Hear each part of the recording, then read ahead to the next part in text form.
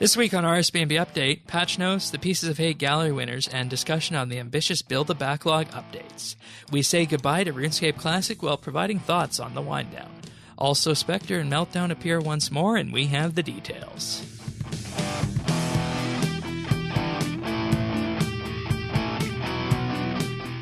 This is RSBANDB Update, episode 672, recorded Thursday, May 24th, 2018, The Ambitious Backlog.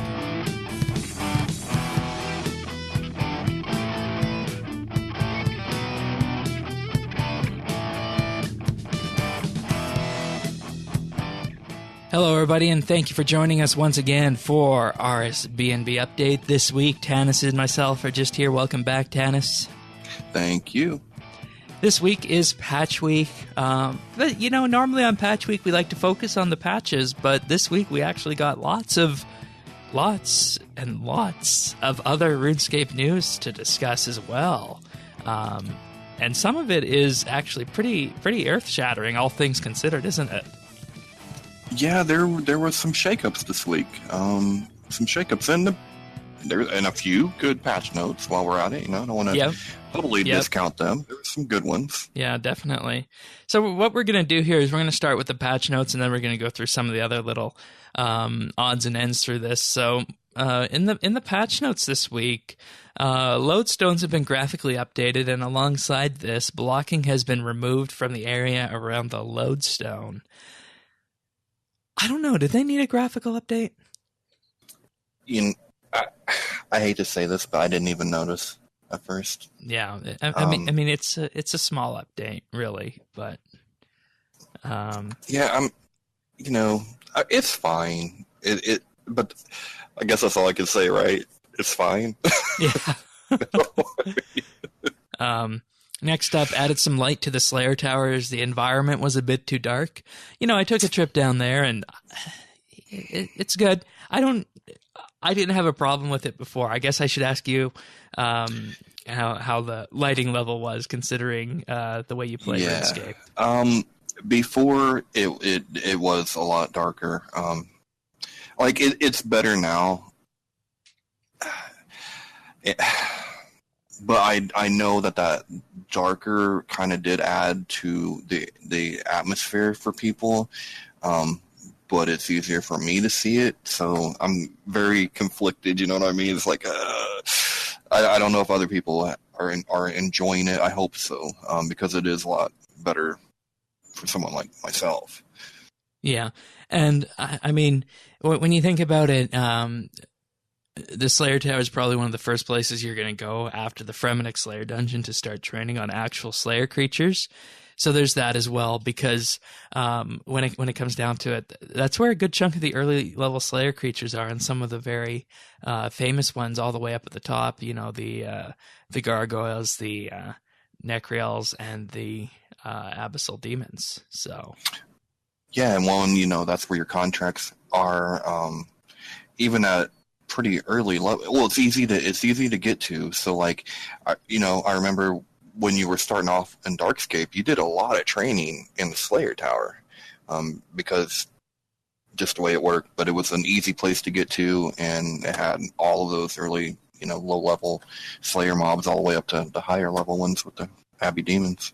Yeah, definitely. Carrying skill chompas will no longer cause a disconnect when mining the rubble in aid of the Myrek. I just wonder how that was found. Whoa. Huh. Okay. Uh-huh. Very interesting.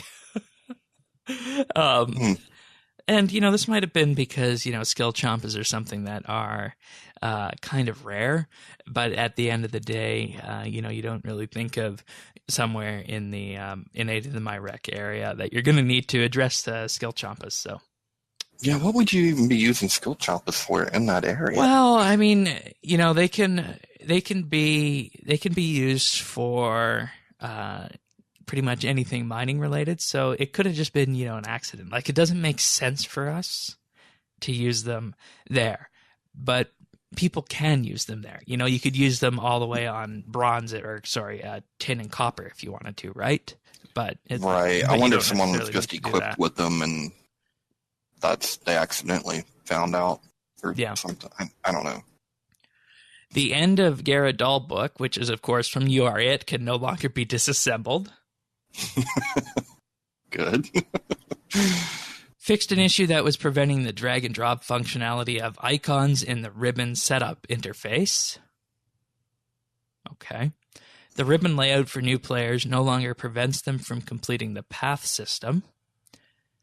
Ice Dyed Augmented Saren Godbows, Zaros Godswords, and the Staff of Sliske will now show their correct value in the Wealth Evaluator. You ever use the Wealth Evaluator?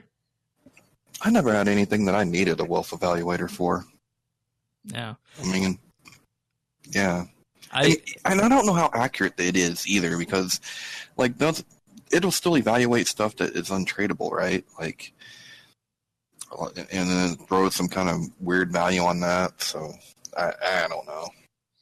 Yeah, and I tried the Wealth Evaluator when it first came out, and because I had the Santa hat in my bank, the black Santa hat, it valued my bank upwards of 1 billion GP, but but it's not actual GP you can use and whatnot, right? And it's not stuff that you're going to consider to sell. Right. Well, and I remember it had some kind of astronomical value on the Port's armor, the superior versions, which you can't trade anyway. I think that's since been fixed, but I just don't find it to be all that accurate. And I don't know. What I got's what I got. Yeah. All right. The location of the Circus Barker vendor is now displayed in the Minigames tab when the Circus option is selected to view. And, we talked about this when they removed the actual Circus stands in-game, because how else are you going to find these, right? Yeah. So that's good. And I thought this was already the case, but evidently it was not. So that makes sense to put that there. Players can now configure the left-click option of Divination Rifts to choose to convert to XP or to convert to energy. And if the player has completed the divination tutorial, the current convert option will flash during the configure screen. That's really nice, especially if you're still training that. That's good. I mean, I'm pretty much always using my Divine-O-Matic now, but that is a good improvement. Yeah, especially for those of us who don't have the level for the Divine-O-Matic. So nice to have that as a one-click. And, at the same time, though, this is one of those updates that kind of I could go both ways on. Yes, it's really convenient, but when it comes down to it, there needs to be a central philosophy throughout Jagex of how this is going to work. Because let me give you an example of this. You can have either a right-click culture, or you can have a left-click and configure culture. So basically what I mean about this is that you can have various options in-game, and you can have them, as right-click options on the Wisps in this case, or you can have the right-click option be configure. Now, I'm not saying this is a bad patch note. All I'm saying is that if this is going to be the case, we should likely see this through other things in game, and I think we have started to see this actually with the bonfires. Yeah, and I totally see what you're saying there, and I agree. Because consistency is always a good thing. It's not something we have a lot of in RuneScape all the time. But I definitely leaning towards the left click and configure, because I think that's just an ease of access kind of issue. Once you do it once, you don't have to be right clicking and looking through that list of different stuff. Right. And, And also, with that being said, the left click with the right click configure makes sense because of mobile. Oh yeah, that does. So there we go. J for mobile. So this, this little patch note looks like it could be something that is, just a divination quality of life fix, but it could also be an RS mobile quality of life fix as well, though. I don't know if that was designed in mind with this, because I think this was one of Mod Shawnee's little ninja fixes. So yeah. I mean, and when you think about it this way, this is kind of what Sirion and I talk about when it comes to mechanics and whatnot and consistency and Jagex, is that you have updates like this going in that are obviously good for mobile, and in your case, updates that are going in that are going to be good for accessibility. But the question is Jagex thinking about that second way there? Yeah. And, probably not. And of course, what I'm referring to for your accessibility is the skyboxes and filters. Yeah. No, that was, I mean, and that's the quintessential example of that, like, I don't know if we'll ever know the answer to that, but I have a feeling it was not, it was just an unintended happy consequence, I guess. Yeah. Tears of Guthix has been made less clunky to interact with the various streams, and streams will now stay in position for a longer duration. About time. That's good. Yeah. Yeah. I don't do Tears of Guthix very much, but that's a good improvement. Yeah, I went there before the show to test it, and it's a much more relaxing experience. You're not constantly trying to jump around and figure out what's going on. So that's good. Yeah. This next one. An item to teleport to the Elf City waterfall fishing area has been added to Missil's shop. When I saw this, I thought, well, this is definitely Shane's patch note of the week right here. This is the one he's been waiting for.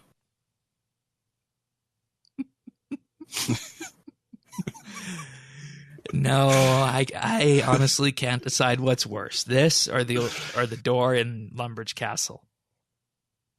Oh, the door in the castle, man, it's got to be worse. This is useful if you don't have the max skilled telly, no, it's not even max skilled, like the garden. Just telly. use your enchanted or attuned crystal teleport, elf crystal teleport, and go to Cruis. It's a few steps away. Yeah, but you gotta walk up. You gotta go way up there on the mountain. It's like you gotta go up yonder and crawl on a ledge and swing on a hidey hole, and I don't know. I don't understand everyone's reliance on teleports like that. I don't know.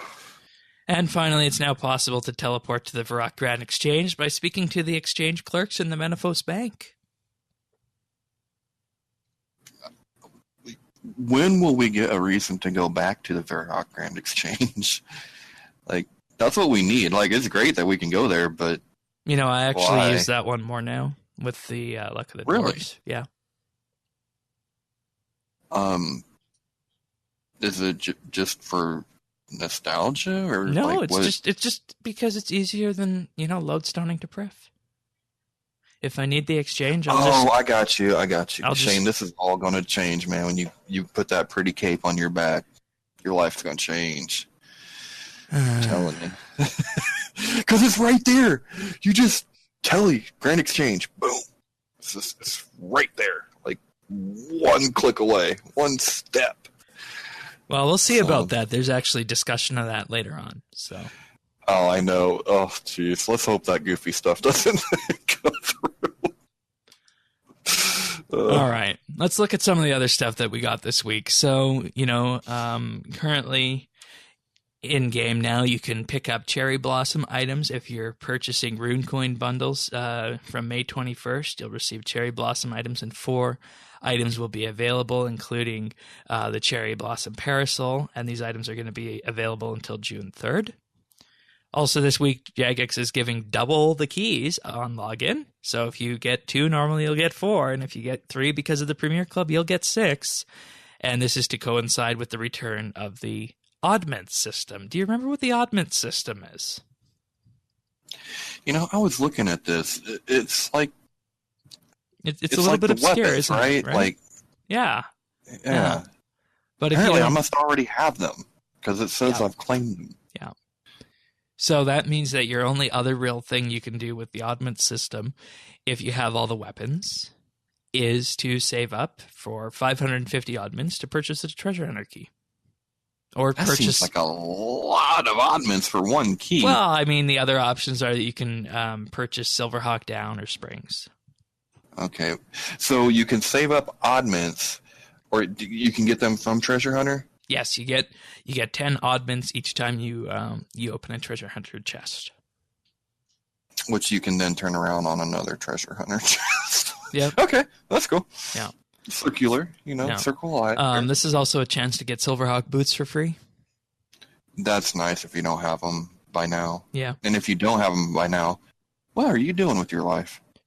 And then there's Eat 'em. also Silverhawk Down as well, the untradeable version. So, Yep. I don't know. I don't like the Silverhawk boots. I don't use them. Really, Shane? Nope. You're man. You're a man of your convictions, but dude, that's. In all honesty, when it comes time for 120 agility, I'm hoping that the agility skill will have been sufficiently reworked by that point, that it will feel as though that I don't need to run around with Silverhawk boots to reduce the pain of agility courses. Though with that being said, I did get 99 agility. I started. Nice. No, I've had it for a long time. I started 99 agility before the advanced gnome and barbarian courses came out. Oh, well, yeah, okay. The advanced gnome and barbarian courses came out while I was getting 99 agility. Okay. So I did it on those old school courses there. So you're a real you like the pain. Ouch. Yeah, well, I mean, it had to be done at that point, so. Yeah, you didn't have a choice. Yeah. Look, Silverhawk boots, so OP when they came out. No doubt about it. Yeah. At this point, I don't know how you could live without them because it's almost inefficient not to use them. But yeah, I totally see where you're coming from. Yeah. I'm picking up what you're putting down. Right, and that's what I don't like. But anyways, more on that if I ever get 120 agility. There's also the Daruma pet that's now also available in Solomon's store. We don't really see many additions to the store, so that's an option there. I don't know what the heck this is. I can't figure it out either. Yeah, I don't know. Like it's like a thing that looks almost like an egg with a face on it, then it sticks its tongue out?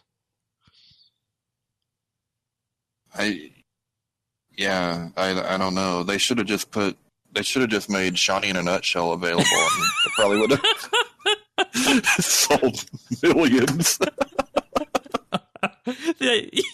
You're not wrong about that. Right? No, that would probably have to be a Gobi if that was the case. Right. No.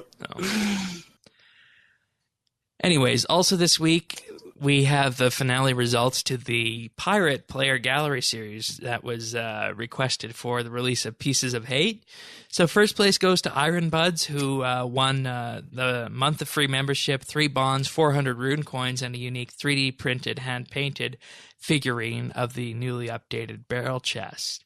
And you can see what he did is he actually made almost like a movie poster here for Pieces of Hate. Oh, that's awesome. Yeah, very nice. Very nice. Yeah, very cool. Second place was Pineapple Mom, which you can see here, the boat sailing off into, I guess, towards Mosla Harmless in a very storm with who knows what below that sea, the demon cats and Zautak, perhaps. Third place was Maximus Gugu and Dagna, and this is just a hand drawn with what looks to be pencil crayons version of the barrel chest. And when you consider that this was hand drawn pencil crayon and the others, the first one was, I think, done digitally. The second one looks to be an oil painting, and the third one was pencil crayons. That's definitely some kind of art there. So yeah, for sure. Then I like watching people do that. You ever watch it on Twitch? Watch the artist? No. It's pretty cool. No, if I wanted to do that, I'd just turn PBS on. Oh, watch some old Bob Ross? Yeah. Draw little happy trees. Yeah. There was a time you could watch that on Twitch, too. Yeah, I know. And then, we have 4th to 10th places, including a tie at 9th place here. I'm not sure what this one is, looking down into some kind of hole. I'm not sure what the rest of these are, and that's unfortunate. One thing I don't get is why people who are making RuneScape art put it in the anime style. RuneScape is not an anime. Yeah, I don't understand that either. We have one of those here in looks to be around 6th place or so, which I don't know. I never understood that. I never voted for any of those. So if I ever run an art competition, don't send any of those in. You won't win. So. Now, continuing on this track, Jagex is running a Solak player gallery, so basically they want art inspired by anything in the Guardian of the Grove or the Lost Grove, and similar prizes will be had for that. So you can email those to competitions@jagex.com or on Twitter, Facebook, or Instagram using the hashtag SolakGallery, all one word. Now, Angelscapes. Were you aware of this? That the capes and key rings that was put into the store from Angelscapes were actually designed by a player? I knew that just from the stream. I mentioned it. Yeah. And, you know, that's actually very interesting because at that point you kind of have to ask, you know, what kind of deal went down here between this person and Jagex, and who approached who with this? Because I don't know. Like, these look like they're pretty high quality, don't they? Yeah, they do. So they are available in the official merchandise store. And, you know, you can look on Twitter, Facebook, and Twitch with a chance to win some of these actual key rings and capes. So, I don't know. I'm not sure how I feel about that, but you know, it almost feels like it is the way it is. It's not the first time things like that have happened, and I'm sure it won't be the last. Yeah. And we'll probably never know, like, what the sequence of events was. Yeah. From the looks of it here, we have max trim, or max comp and trim capes. You know, if I was to be interested in this, they'd need to have my little farming cape. The farming cape, yeah. Okay. I was thinking the Master Quest, but farming cape, that makes sense. I ain't doing the Master Quest cape until the boss requirements are slimmed down a lot. Yeah, that's fair enough. Yeah. Because I don't think that a lore-based cape should have combat requirements to it. No. Just the combat requirements of the lore. Because, I mean, let's be real here. Fighting Angel of Death, that's not the requirement for any questing game. So no. Yeah. No, you're totally right. Anyways, we've been there, and that boat has sailed before. So. All right. So that was the Cherry Blossom store, also the Oddment shop and the picture gallery for the winners of Pieces of Hate, and also requesting pictures and artwork for Solak. So that's what we have there. But now we do have a rather bigger piece of news, and that is with this week, Jagex has put into game the fix for continuous 4-tick auto-attacking.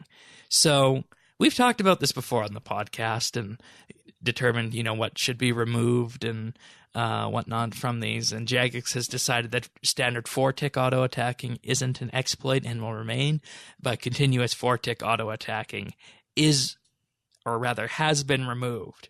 So basically, they run it down as follows.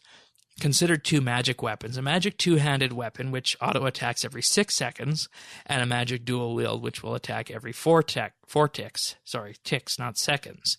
So, at time 0 in ticks, the next auto-attack for your staff will be 6 ticks away. Pretty simple. Now, also at time 0, the next auto-attack will be 6 ticks away, and you're going to dual wield switch to your wanded orb. And then what this means is that your next auto attack will only be 4 ticks away after you got off that last staff ability. So after these 4 ticks, you're going to fire off a dual wield ability. Then at any time between the next 0 to 4 ticks, you're going to switch back to your magic staff. And then 6 ticks later, your staff will auto attack and you will swap back and repeat the entire cycle. And that is continuous 4-tick auto-attacking, in that all you need to do to make it work is you need to perform this swap.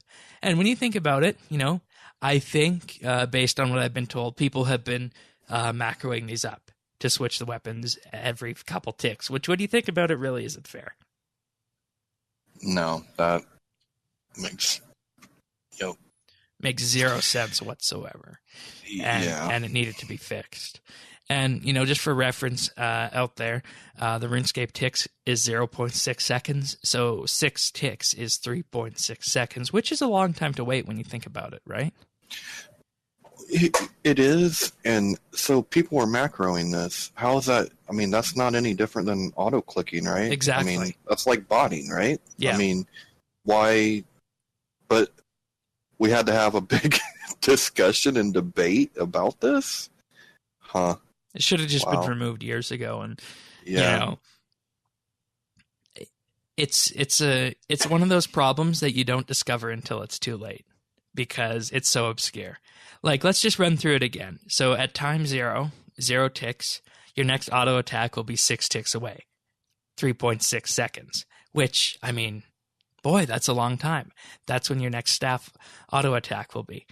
When you hit those 6 ticks, you're going to dual wield switch to wand and orb, and then that brings the tick rate down to 4 ticks, which is 2.4 seconds. And then your dual wield ability will fire off.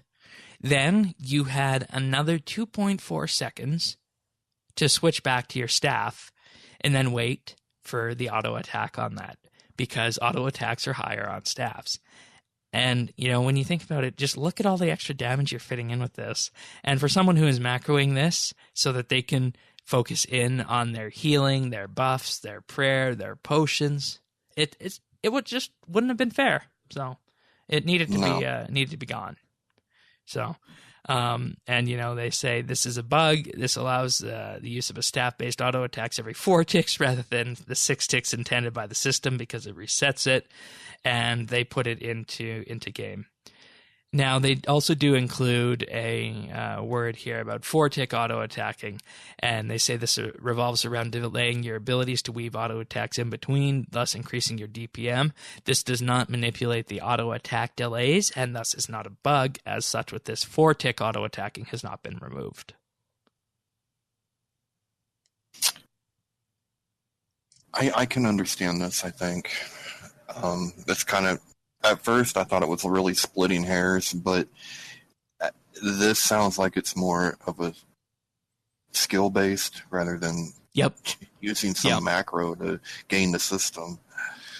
Yeah, and we initially talked about this way back when it first came onto the radar, that they might be doing something with this. So, and they needed to get this in before Solak, because when it's increasing DPS by so much, that's just not fair. Yeah. And plus, they were also seeing high-end groups who were requiring that you do this. Yep. No, that's bad. So I think they made the right decision with this, and we'll talk more about that right now, actually, in the Build-a-Backlog segment. So, here we go. Yeah, the Build-a-Backlog post here. So. Any of these jump out to you off the bat that you absolutely need?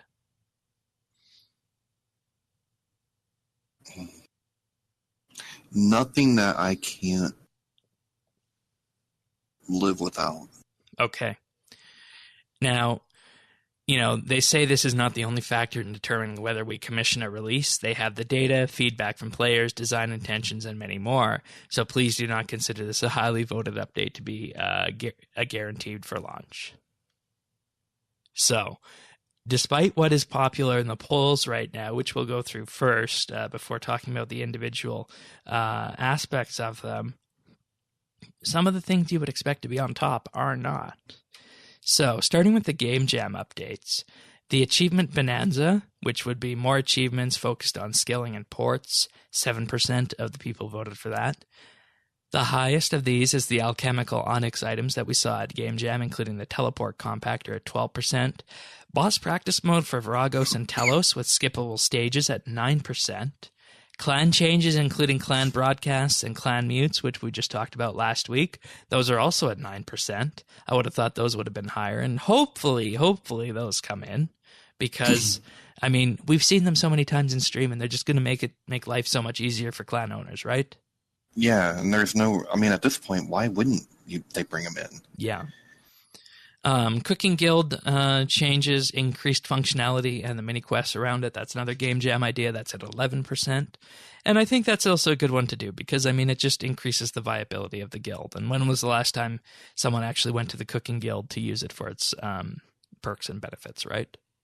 Yeah, no, that should be worked on. Yeah. Player-owned house contracts, building rooms for NPCs, though it's at 11% as well. That's another game jam update.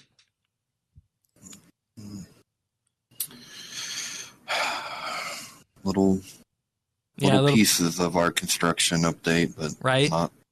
not the whole thing. Yeah. The portable hunter swarms, which was the mod mark update, unleash its social events like a balloon drop. That's only at 4%. And, you know, that's unfortunate. That doesn't surprise me. I really like that idea, because it's a way to increase social skilling, and I just don't think that it was expanded on well enough at Game Jam to, bring the ideas forward and get people interested, because it's not, it's sad to say it, it's not going to be a good XP or GP per hour way. Yeah. I wasn't super excited about that one, not gonna lie. I was. I mean, it was fine, but it just felt fine, you know? I don't know. The Ripper Demon Pet is at 7%.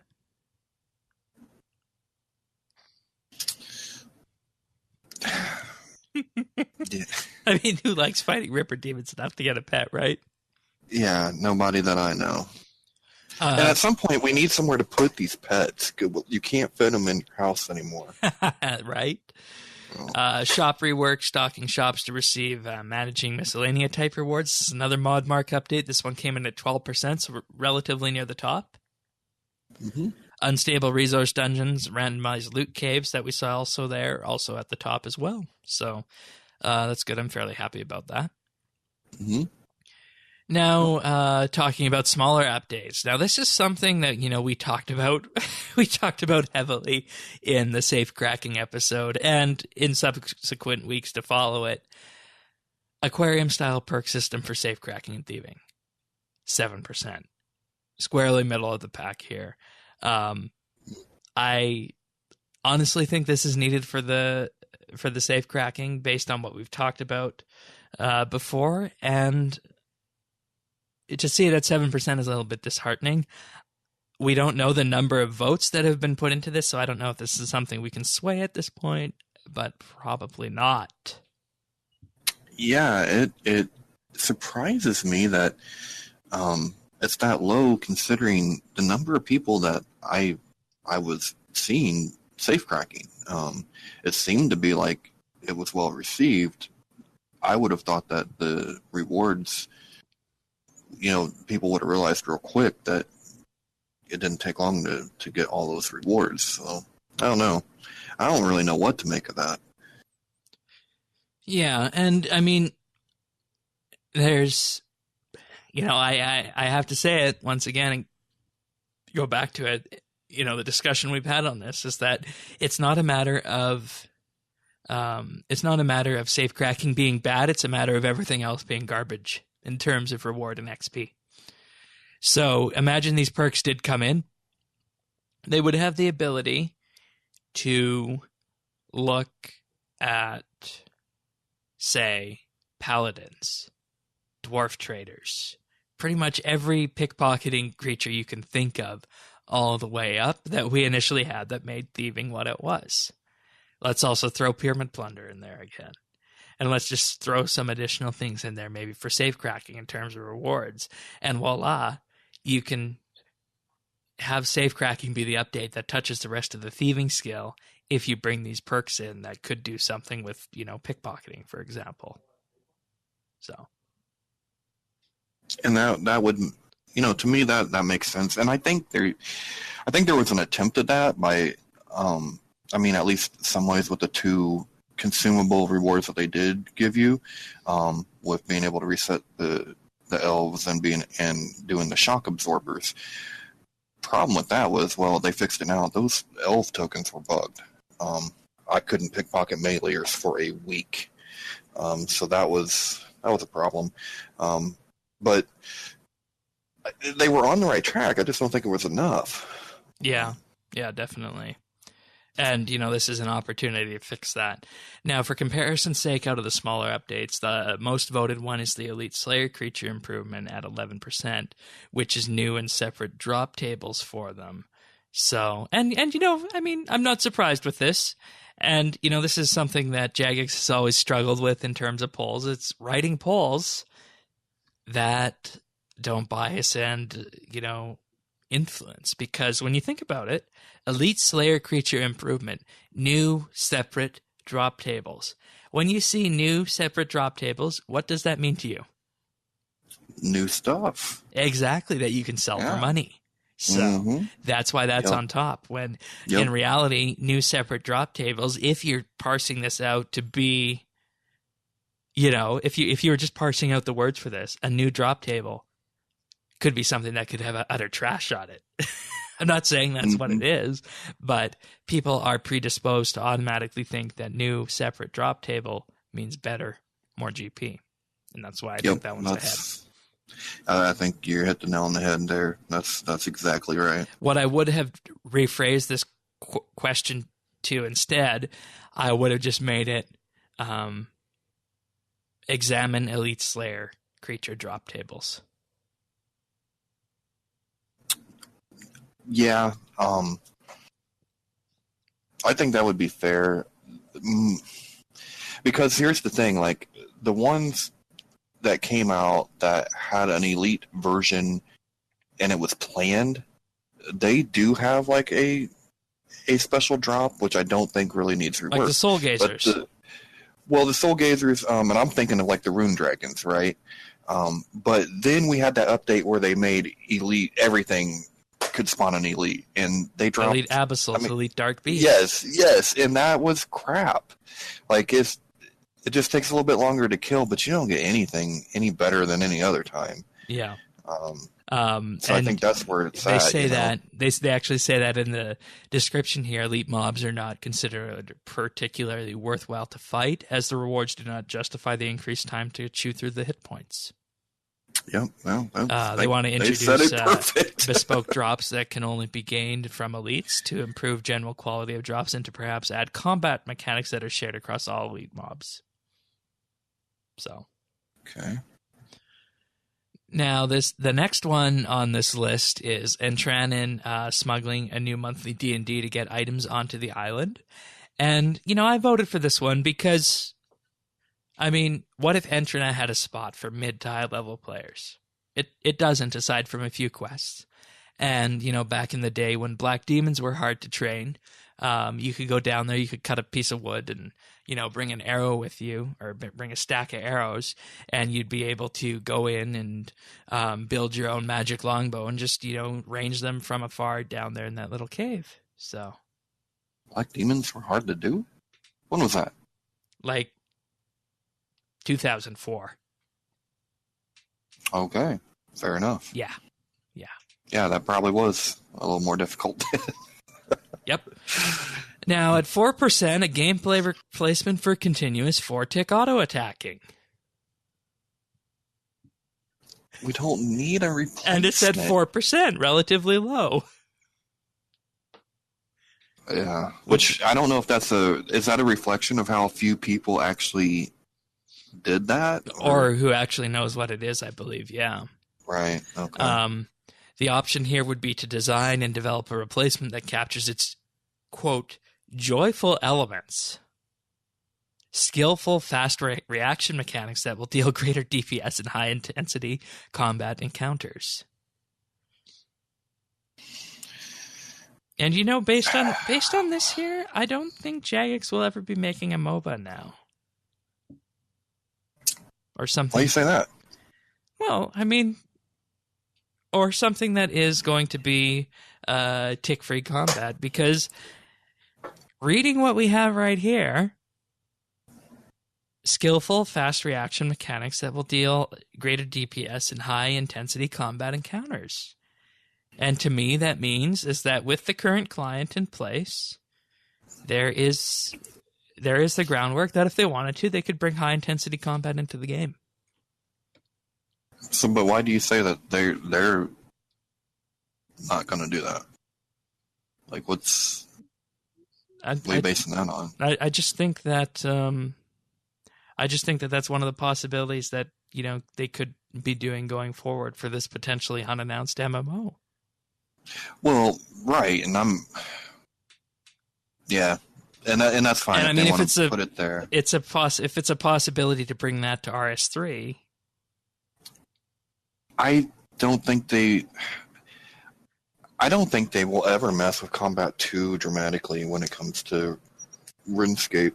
But on the other hand, then maybe that's what this unannounced MMO could be then. That's where I lean towards. I don't know. I think, you know, I mean, we're like, what, 6 years removed now from EOC, oh God, and we're has still it been that gun-shy long? over it. I think so. It's 2012, right? We're in 2018. Yeah. And there's still, you know, there's still lots of pain about that. Yeah, I know. Yeah. All right. Well, that's low. Halloween event or quest, 8%. So, you know, that's relatively second here in the list. You know, Halloween's got to happen. It's a RuneScape thing. Yeah, and we need that. I think the reason maybe this is lower is you know, maybe I'm biased, but I don't think a lot of people want to have to do another quest. I think they like events. Don't necessarily think they like a quest. I mean, I know you guys do. Don't get me wrong. Quests are cool, but I just think a lot of people see it as like, great, I got to go get this music track, or great, I got to go do this quest, when we really just want to go to Death's house and catch some ghost. You know what I mean? Yeah. All right. Now, this one is unfortunate for many people. Iron Man and Group Iron Man Guild. Yeah. That's a discussion in and of itself, huh? Yep. Yep, certainly is. Yeah. The idea behind this one is that many of them like to socialize between Iron Men. They like to socialize together, which is one of the reasons they're planning on creating Group Iron Man. And this update would create a single guild for Iron Men to meet, and perhaps with limited training hotspots dedicated to Iron Men. Oh, no. Mm-mm. No. I'm glad even the Iron Man don't like that. Yeah, I mean, it goes counter. No. It goes counter to what that playstyle is supposed to be. Yeah, and you know they are right. I have a lot of friends. They all have an Iron Man, and they're pretty. You know, I mean, they're pretty high up. Some of their Iron Man are better than my alt type of situation, and they do. But they pass information back and forth. But it's still supposed to be a solitary kind of life. You know what I mean? Like you talk with your friends about this game mode and the best ways of doing it, but you don't need a style where you play together. I don't think. I mean, not that you have Iron Man group bossing now. Like once you have that, if you add in more, it's just not Iron Man. Yeah, it sounds great. It sounds like, oh, we'll have a little village, you know. Oh, you can be the cook and you can be the fisherman. That never works. It never works. You know, I mean, let's just start a commune. Shane, you want to come join my commune? We'll have a bunch of Iron Men, and you can be the farmer, you know, and we'll find somebody that's into combat that can defend us, you know. I think it'd be interesting in its own kind of game, similar to Dimension of the Damned. Yes, now that I could see that, but I don't think it's something that should probably be in the main game. Right? Yeah. Remember Dimension of the Damned? Uh-huh. It still hurts. Yeah. It still hurts. Next up on this list, 7%, Max Guild improvements, more functionality and relocation to GE. The Max Guild is relatively light on functionality, and this would add things like a challenge check-in to make it more than a place to show off. We would also like to suggest to bring it into the Grand Exchange, bringing people away from Elf City into a location that makes more sense. If this update polls well, we would begin exploring which elements players value. So this blows my mind that they think that it's low on functionality. That it's just not true, at least for me. You have everything that you need for your daily scape needs. The Max Guild is the most convenient place. It's where you spend most of your time when you're not out killing or skilling. I mean, it doesn't make any sense. Now, I've heard people say it could be improved, which, I mean, sure, I guess. I don't really think it needs to be, but, I mean, if you want to improve it, fine.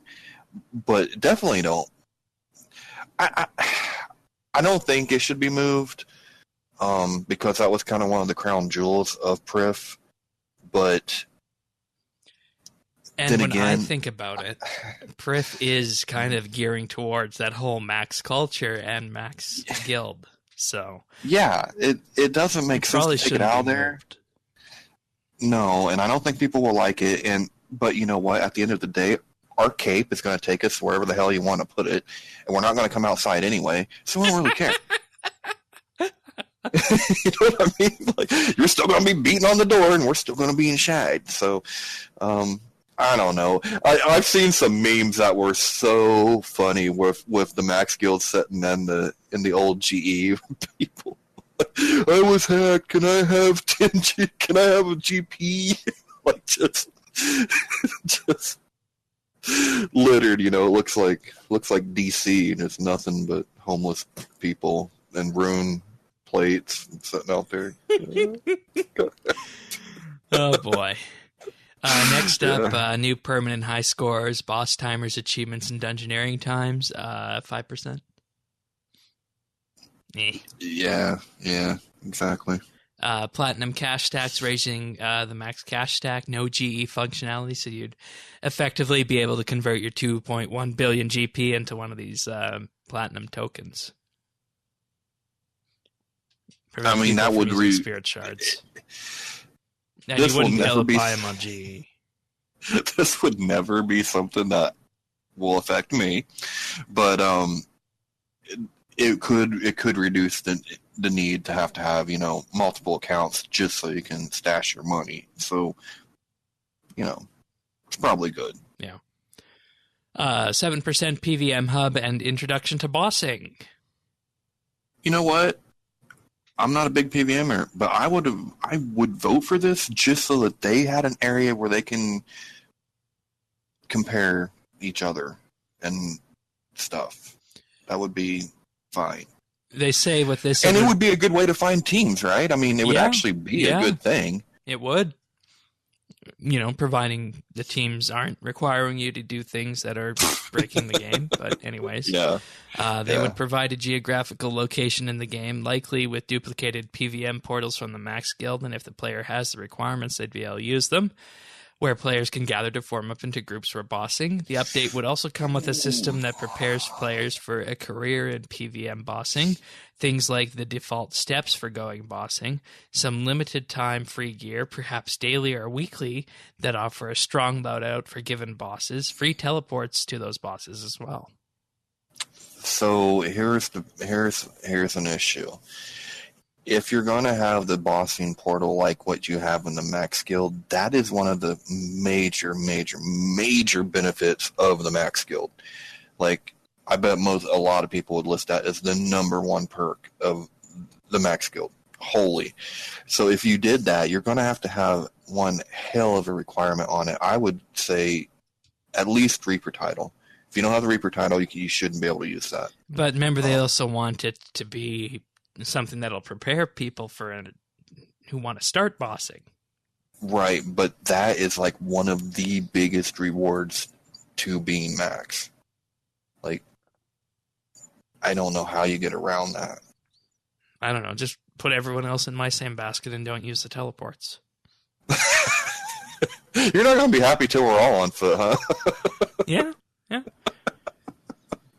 Well, you better figure out how they're going to give me a horse. So I ain't walking.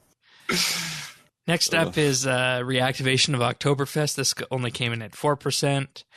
Reactivation of old Halloween events for Halloween, 6%, whereas the Halloween quest or event for this year was 8%. Yeah, it's a bummer. I like the old Halloween ones. I wanted them to come back.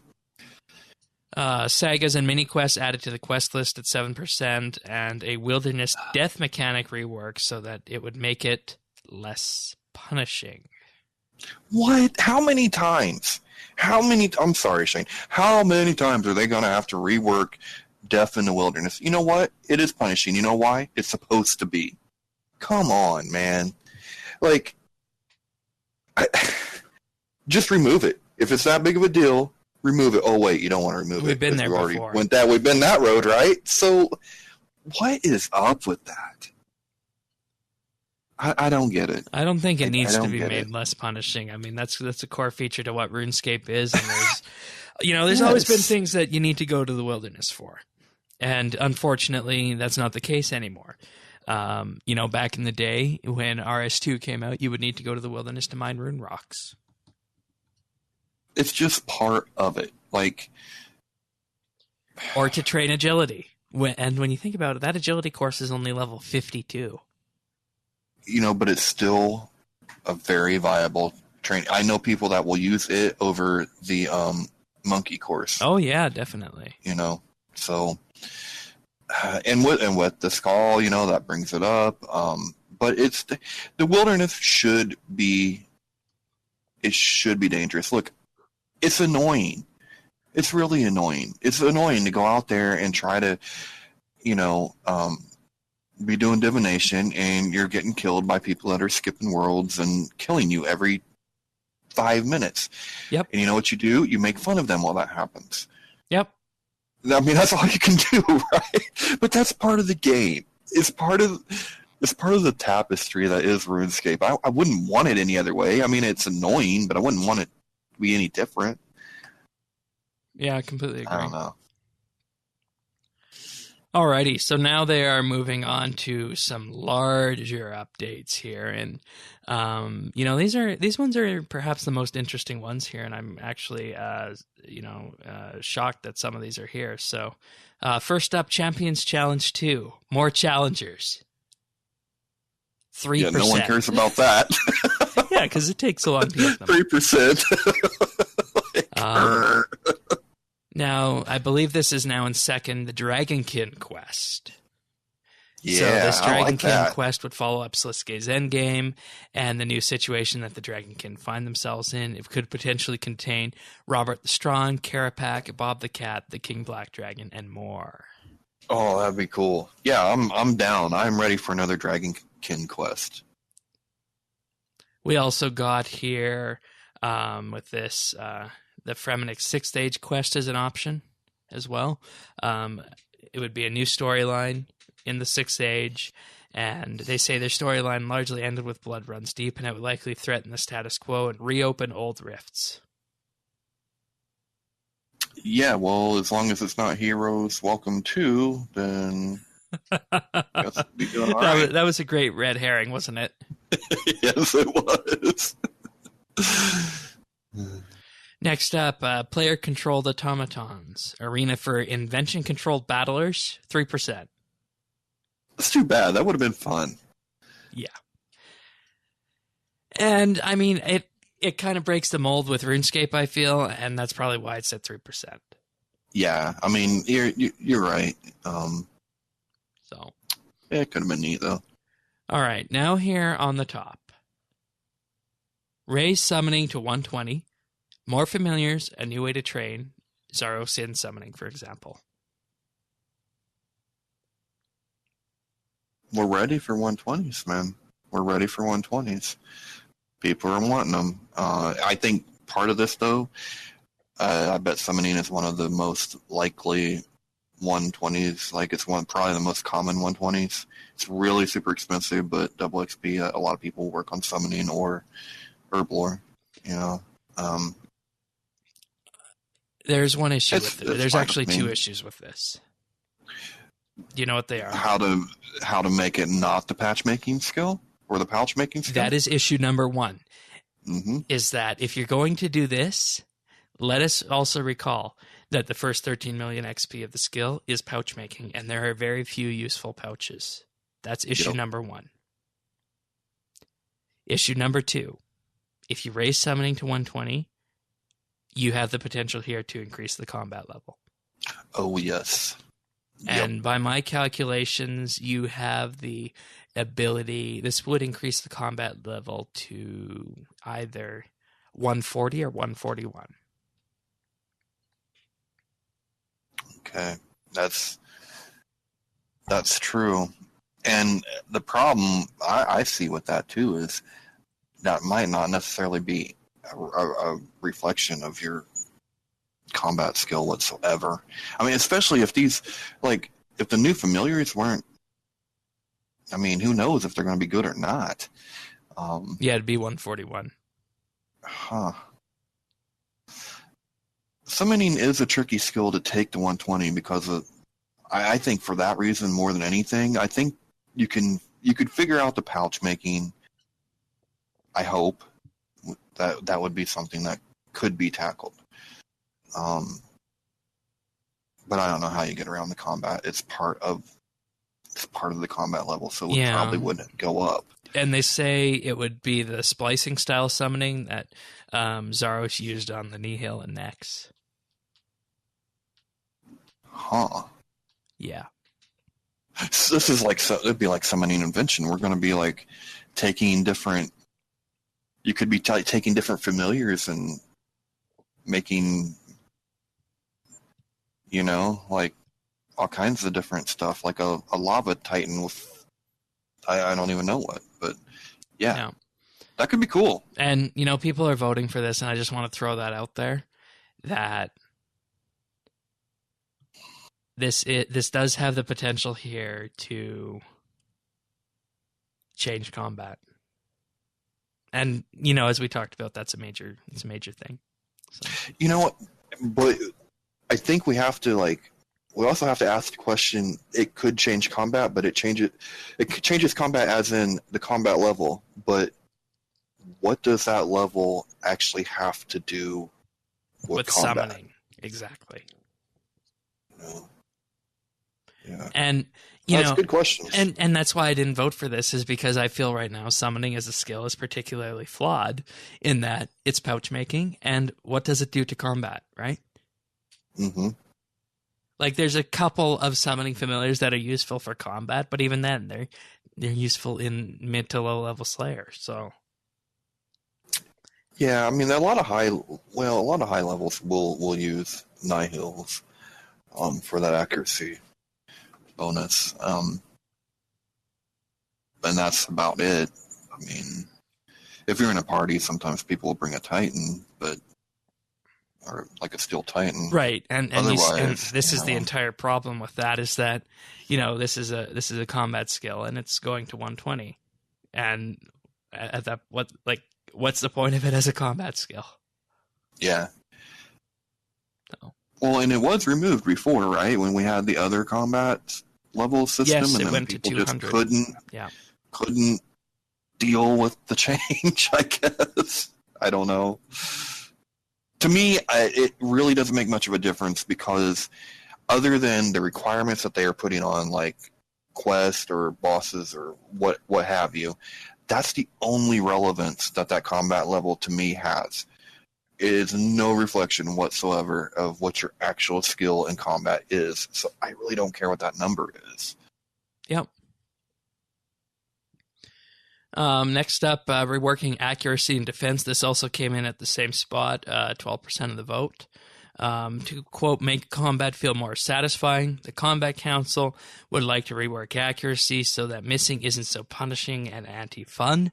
Possible solutions include replacing misses with reduced damage glancing blows, or reworking defense to soak damage with accuracy, countering it.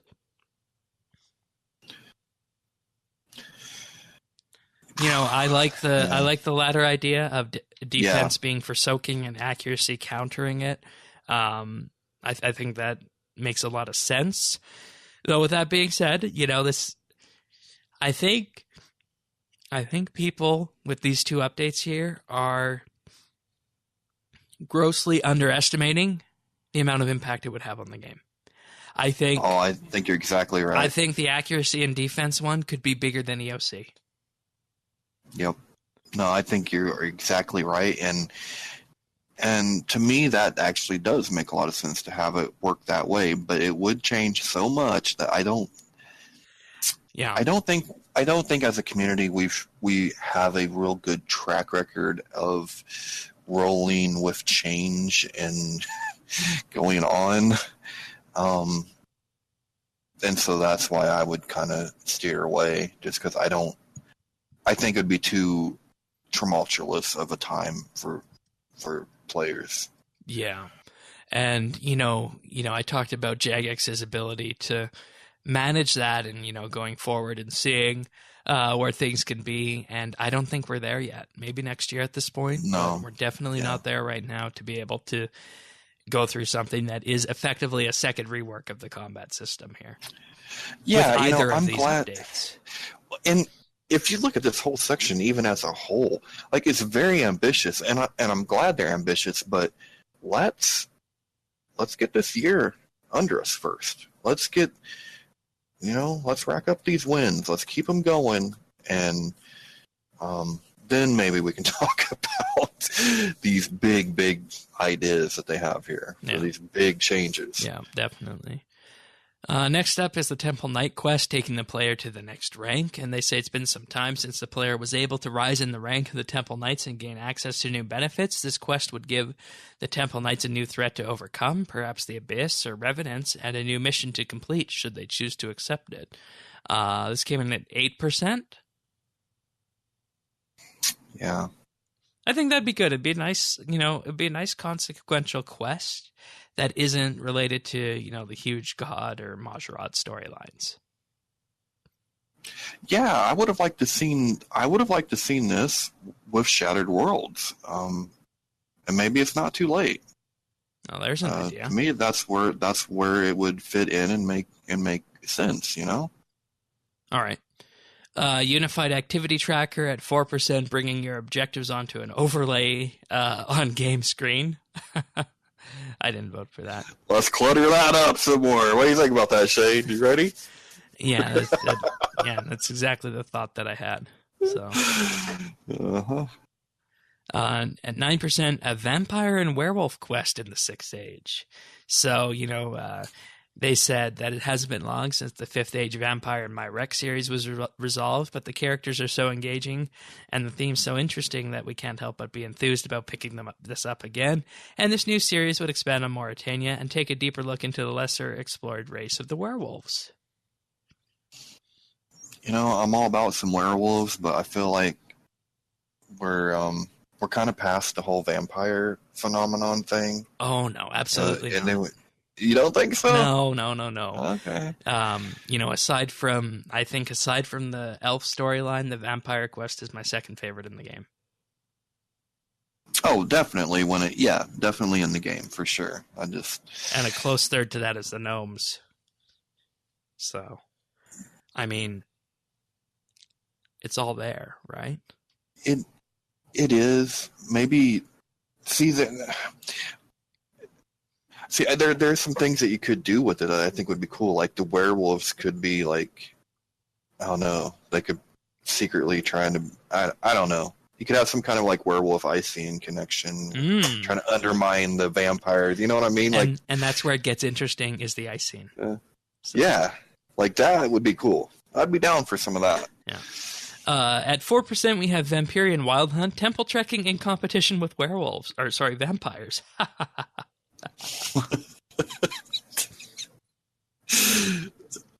Someone needs punched in the throat. Let's do some more temple trekking. No, thank you. Yeah, no thank you. Though, in the Exactly. interest of transparency here, I will say that with this, players would arrive in a hunting camp in Vampirium populated by devolved vampires from various non-Draken tribes, who are surprisingly welcoming and friendly. This is a skilling update with some similar gameplay to elements of temple trekking / Burg-de-Rot Ramble, but for specific and different skills. Most notably, it would act as a mid to high level hunter activity or D&D.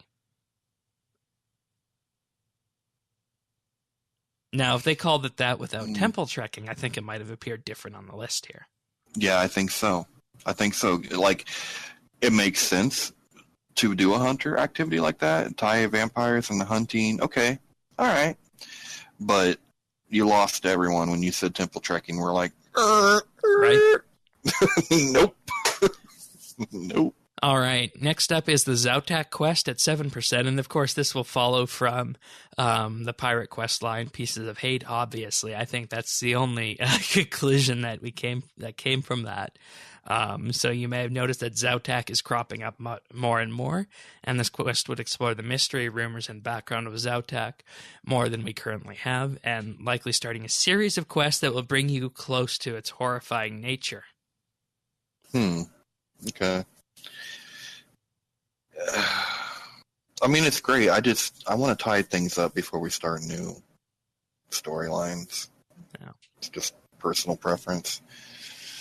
And finally, on this one, at 10%, so relatively high after combat and whatnot, the Xenareth Six Age quest. So they say Xenareth and the fairies are fantastic. In our opinion, we haven't nearly been exploring them enough, and this would give us the chance to travel to Xenareth and explore it and the races on the moon more fully. I was really surprised by that. I mean, I wasn't, and, when it comes to questing and whatnot, there are certain quests that questers always gravitate towards. And, aside from the big storylines like the gods and the Majorot, the gnomes, the pirates, and the vampires, the next one you got up there is the fairy tale storyline. See, now... And I'm always into these as well because they always turn out to be farming quests. Like, yes, so... I could see you being a fan of them, but really the fairy tales for me was unlocking the fairy rings. That's why you did them. And I thought the fairies were kind of, as characters, annoying. They kind of seem like smart alecks sometimes. But maybe there's a reason for that we could uncover in the quest. Maybe. I don't know. I do think Xenareth is definitely underutilized, and we could do something more with that. And the quest is fine. I'm just kind of surprised that it came out that high because I really thought people did it just for the fairy rings. So I guess not. Nope. No. Looking at these quests that we could have here, on this list, if I had to choose the order I would choose them in, I would choose the vampires first, followed by Xenareth, followed by the Dragonkin, followed by the Temple Knights, followed by the Fremennik, followed by Zautak. Okay. Yeah, that's quite a different order. And I would probably... And it's probably because I'm looking at it more of a storyline perspective.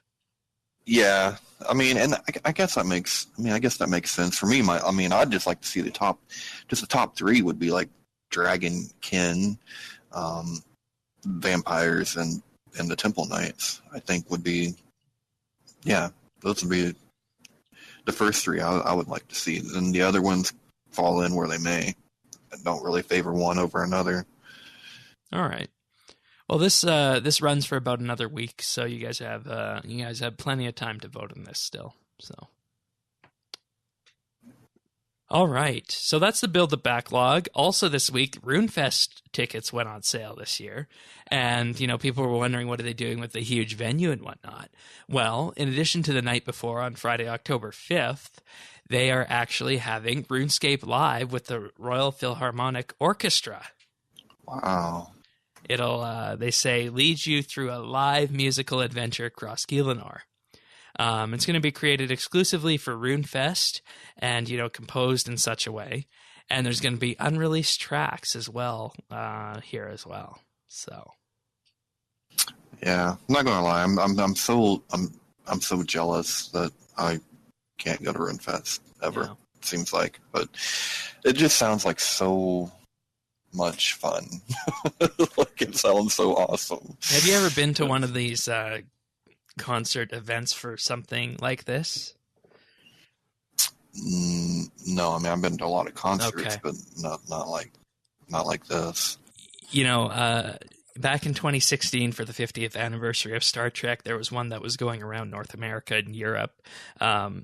Star Trek: The Ultimate Voyage, it was called, and it was a 2-hour long event, and it was not only the music from Star Trek, but it was accompanied with, various images and video from it as well, all of course composed live.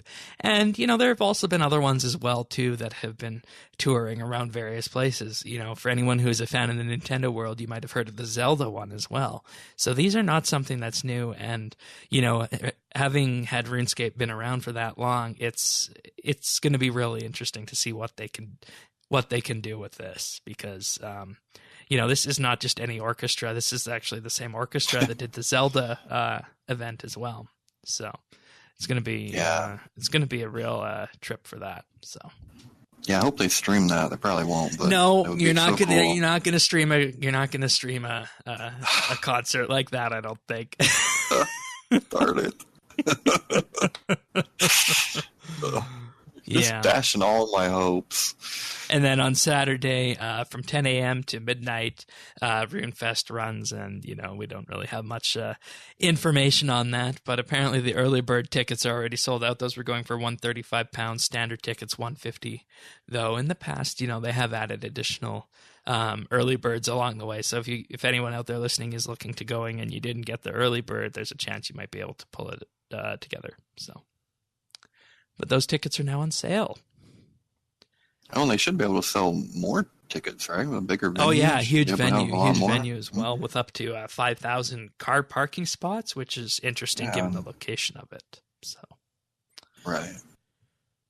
Okay, now, if you had a chance to look at this thing called the Summer Special. I have.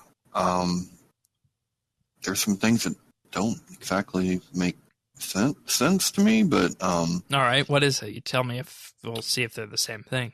Well, is it the package like the 6-month package versus the 6 month versus the 3 month?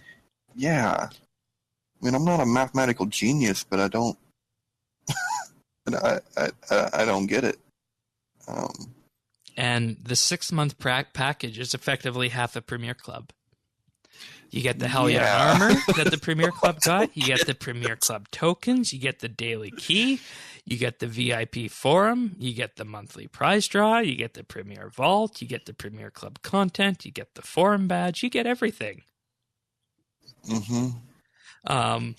And, there's been lots of discussion on this on Twitter and whatnot that, why is Jagex doing this? Why are you telling us at the beginning of the year that you're only going to be able to get, these Premier Club benefits once in January and not throughout the rest of the year? But lo and behold, here we are in May and they're selling this. So, yeah. Personally, it doesn't bother me, because if you take any marketing course, you realize that marketing is something that you can't do publicly. And, sometimes the marketing decisions that you make in November of 2017 might be different than the marketing decisions you make in April of 2018 when they would have been designing this together. So I'm not going to throw any blame on this for Jagex. I'm just going to say that it doesn't bother me with this. And I don't know. Do you use the Hellion armor, the Hellion aura? Like, the only thing of my Premier Club that I use is the daily key, the monthly vault, and if the guy has anything for me. Yeah, and I don't do Premier, so And I'm going to be completely honest with you. The only reason I got it this year is so I could get, those Premier Club tokens, so I could get some items of past years. Right, and that, yeah, fair enough. Yeah, I don't really care either. At this point, Premier Club used to be about getting something in addition to membership, right? I don't see it as that anymore, and I don't see the summer package as this. I just see it as a way of getting cheaper RuneScape membership, given the price increase that we're going to see. Because remember, next month the prices are going up. Yeah, and that's kind of how I'm seeing it too. I don't have a problem with them doing this. I mean, I really don't have a problem with them doing it. I hate that bonds went sky high right when I needed to buy some. So I needed to. What do we? I needed a keepsake. I had to pay 18 earlier this week. Yeah, that's what it looks like we're at. We're about 17, 18 right now. Yeah, which is high. Yeah. But other than that, doesn't really matter to me. All right. Yeah, not too much of an issue here. So, I don't know. It'd be interesting to hear someone else's perspective on this if you want to submit a discussion topic, anyone who has an issue with this. So, all right. So, our final piece of RuneScape news this week. RuneScape Classic, after 18 years, is shutting down. I'm playing tops here, Shane. Yeah. So, Goodbye, Classic. Yeah, it's going to be shutting down on August 6th of 2018. Do you know what August 6th is? It's when it came out? No, maybe. August 6th is the anniversary of RSBANDB. It'll be RSBANDB's 14th anniversary. Wow. That's cool. Yeah, it's an interesting date to choose for that. But, in this posting here, they have screenshots, and they'll be winding it down over the next 3 months. And, they say it's been amazing to see such dedication amongst those of you who've kept playing RuneScape Classic over the last few years. Some of you have even managed to max. And they say with advancements in technology to further support both RuneScape and Old School, their tools are no longer compatible with Classic. And this is a problem in regards to community safety and specifically with macroing detection. And they say right out front here on the posting here that the game is now easily abused with the use of third-party macro tools, and botting has become an increasing issue. And, they've not fully supported RS Classic for years, and so they want to know, why are they seeing this as a problem now, people might be asking. Well, the truth is, and I'm reading from the news posting here, that bots and the lack of community safety tools are a serious problem. However, we feel that we can no longer offer long-term service reliability due to the growing risk of unrecoverable game-breaking bugs. And the number of bugs is getting worse, and we're gradually seeing the game breaking. It's important to highlight that these are bugs which they won't fix, and most of them they can't fix due to the unsupported nature of the game. And as such, rather than having the game break indefinitely without any warning, they wanted to give everyone the opportunity to have their last goodbyes. Yeah, I mean, I guess it's the end of an era, right? Yeah, it is. And, I mean, if you look at the RuneScape Classic servers, it's a couple of hundred people. And half of those are probably bots from what they're saying. I don't know what the exact numbers are, but I would venture that a good chunk of them are. Yes.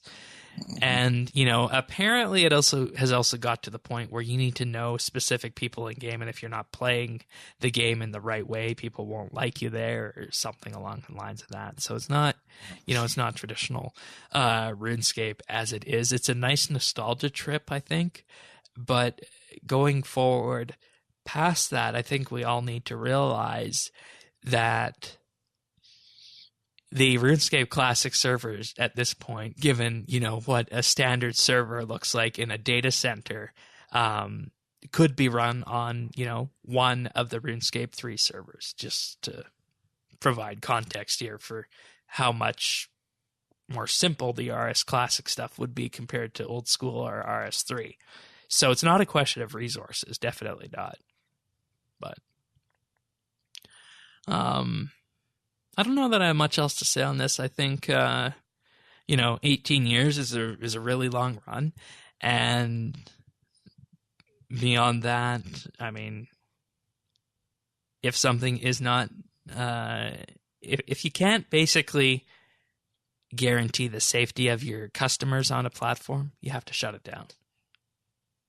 Yeah, I mean, I don't see what choice they have if safety is a concern.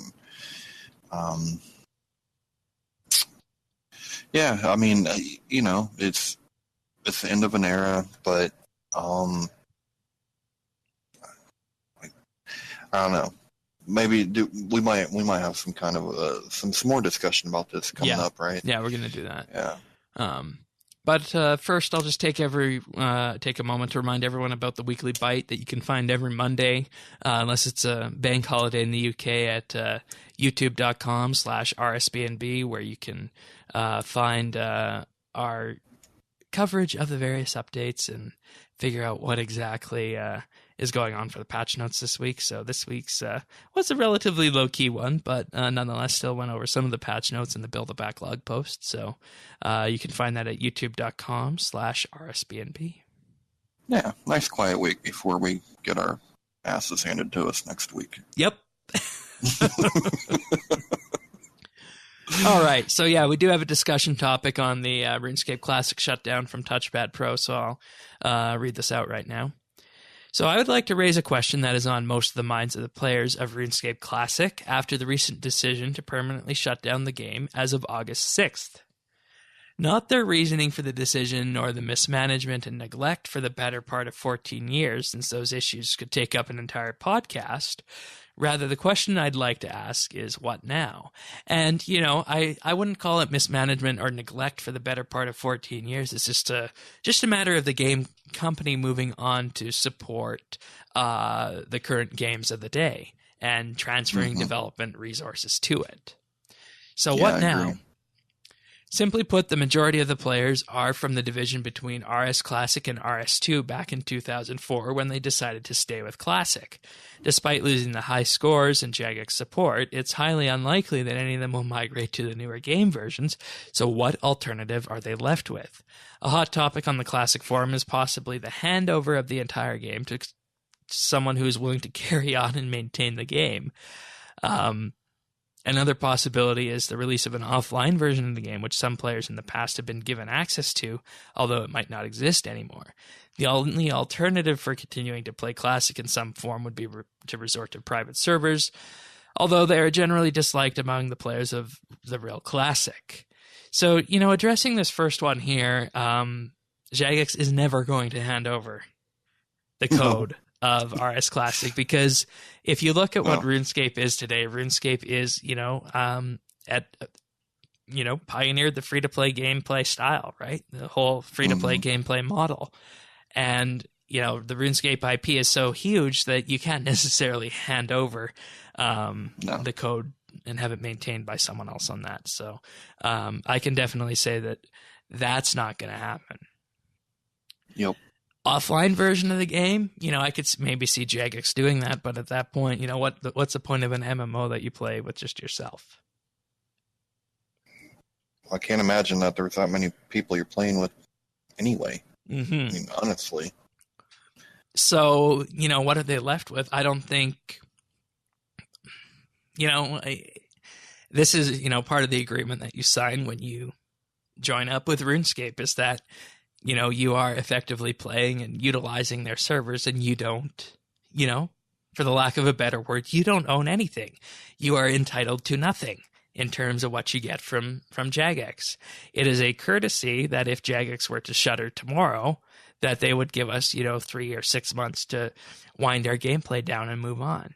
I'm just saying if they did this for RS3, but in reality, they could fold up tomorrow because of some lawsuit, and we would have, I think, I might be wrong from a legal standpoint, we would have zero ability to do anything on that. though I could be wrong because I'm not a lawyer. But I don't think you're wrong. I think you're right. And I mean, technically, we don't even own our Steam games. Exactly. Right? I mean, you don't even own your Windows operating system. You're just licensing it from Microsoft. And that's the way software works. And that's the way it's worked for years. So, as much as I hate to say it, there is no alternative left. And it's just a matter of the company moving their people and resources first to RS2, then to RS3, and then splitting off a few to old school. And, I think the question that people would most likely be asking at this point is, okay, well, if we got something like old school, why don't we get something like that for RS Classic, where, you could pay a certain amount, or if you have membership, you'd be able to access it, and you'd get, at the very least, bug support and whatnot, or macro detection. But it's not a matter of, wanting to do that. I'm sure if Jagex wanted to keep it up, they would. But it comes down to the software. Because, Tanis, this is actually kind of relating to what you and I were talking about in pre-show this week. We were having a bit of discussion on programming and the like. And, you can write code to do something. And you could have it work today on the most recent version of Windows and Mac OS, and it'll probably work for years. And I know for a fact, if you have an application that was built to run on Windows 95 or 98, you could probably still run that on Windows 10 if it's the right kind of binary format, the 32-bit application. And that's because Microsoft has an eye specifically towards legacy systems and legacy software. It was only, a couple of years ago that they finally kicked the can to Windows XP, which came out in 2001, which is the same year that RS Classic came out. So if Microsoft is deprecating XP before Jagex is, deprecating RS Classic, that says something right there. And it's not a matter of, Jagex is just doing this to be petty against the people who are playing RS Classic, or trying to get them to move to RS3 for some reason because they feel that's the better game and they feel everyone should adapt and they have some kind of vendetta out for that. I actually think it comes down to being an issue of the tools in-house. And for anyone who read the specific posting here, they specifically mentioned the tools in-house and the ability to support it. Now, with that being said, I think that the tools involved here don't exist anymore. And that's all there is to it. Yep, I think you're exactly right. And it says so in the post. Yeah, there wouldn't be any reason, they don't have a reason to shut it down if it wasn't for that. Nothing else really makes sense other than they don't have the tools anymore. And even if you had the tools, we're so far removed that the people that are coming up now, would they ever know how to use them? We're so far beyond that you'd probably have to teach a course on just how to use the old tools. I don't know. Yeah, and I mean they had a similar problem with RS Old School when it came out. Well, that was only 5 years out. Yeah. At the time. Yeah. Now, if they wanted to release an offline version, say, whatever, 10, 20 bucks or whatever, and squeeze the last few dimes out of this that you can, whatever. I don't see a problem with that. People could then, I don't know, they can do what they do with it. And as nice as that would be, I don't think that can work, because if you design the game to be an internet-based game and it's going to be querying, databases for items and whatnot, that's going to be really hard to move over. So, oh, I got you. Okay. Yeah. So, yeah. All right. Yeah, so it's gone. And that goes into the other side of it. What happens to the items in Classic? Players of Darkscape were compensated when that version of the RuneScape was shut down, although the situation is not the same. It's not. And, while the rated XP and items can be acquired is far lower than that on an RS2 or RS3, many bots have been allowed to gain obscene amounts of both over the years. So a compensation for the actual account being deleted seems unlikely. And, that's entirely true. And that highlights why this is being shut down, is because if bots are accumulating gold on RS Classic, what does that do to the value of actual items over there, right? And, holiday items are genuine and rare, as those they are in RS3. The bot problem is again an issue, but for most Classic players who have held on to their RS rares for over 15 years, they carry a tremendous amount of sentimental value. And, what I have to say about this is that that's a choice the players made in 2005. In 2005, everyone had the choice of having one final port over to RS2, or you could keep your stuff on RS Classic. That was a choice that had to be made. And I remember reading the post that they were very, very clear that you wouldn't be able to do it again in the future. And, for all intents and purposes, that is a contractual agreement between you and Jagex. So that's a decision that everyone made, and they're just out of luck on this. Yeah, I feel bad. I was around for this, and I remember the news posting. Yeah, this was way before my time, and I'd feel bad for anybody that puts their time and their love and their passion into something, and you wake up one day and you find out it's going to be gone. But I don't know what else Jagex can do. Would you rather, like, would you rather this, or would you rather wake up and your computer's bricked because some malicious actor has gotten into it because they can't support it anymore? There's no alternative, I feel bad for you, but there's no alternative. And as for compensation, I think Darkscape was a completely different animal. For one, you used your regular account for Darkscape. It was just a whole different thing. I feel like if you play Classic, you go into Classic knowing that it's so completely separated and contained. You know what I mean? What has been suggested among Classic players is being allowed to transfer their holiday items to the newer game in an untradeable form as to not affect the economy of the newer game. The primary argument I can present for doing so is the promise Jagex gave players of Classic 14 years ago, and I just want to say here that 14 years ago is an eternity in video game development when the game was divided, that their items and accounts would not be touched and the game would keep on living. Those circumstances have changed, so it's worth a decision made by Jagex on what to do. I'm aware that most players of RS2 and RS3 are indifferent about this, but at the very least, being able to keep their holiday items in some form would be a slight comfort to what feels like a tragedy for, most of the loyal players that the game has ever seen. I think if it would be an easy thing to do and it would be easy to check those item databases in Classic to see if they could bring these items in and just flag them as untradeable. Though I don't know how the in-game system works, if they would need to create entirely new items for that. That's an entirely different beast. I don't know. But, if it were possible and if it were easy to do, I would say go for it.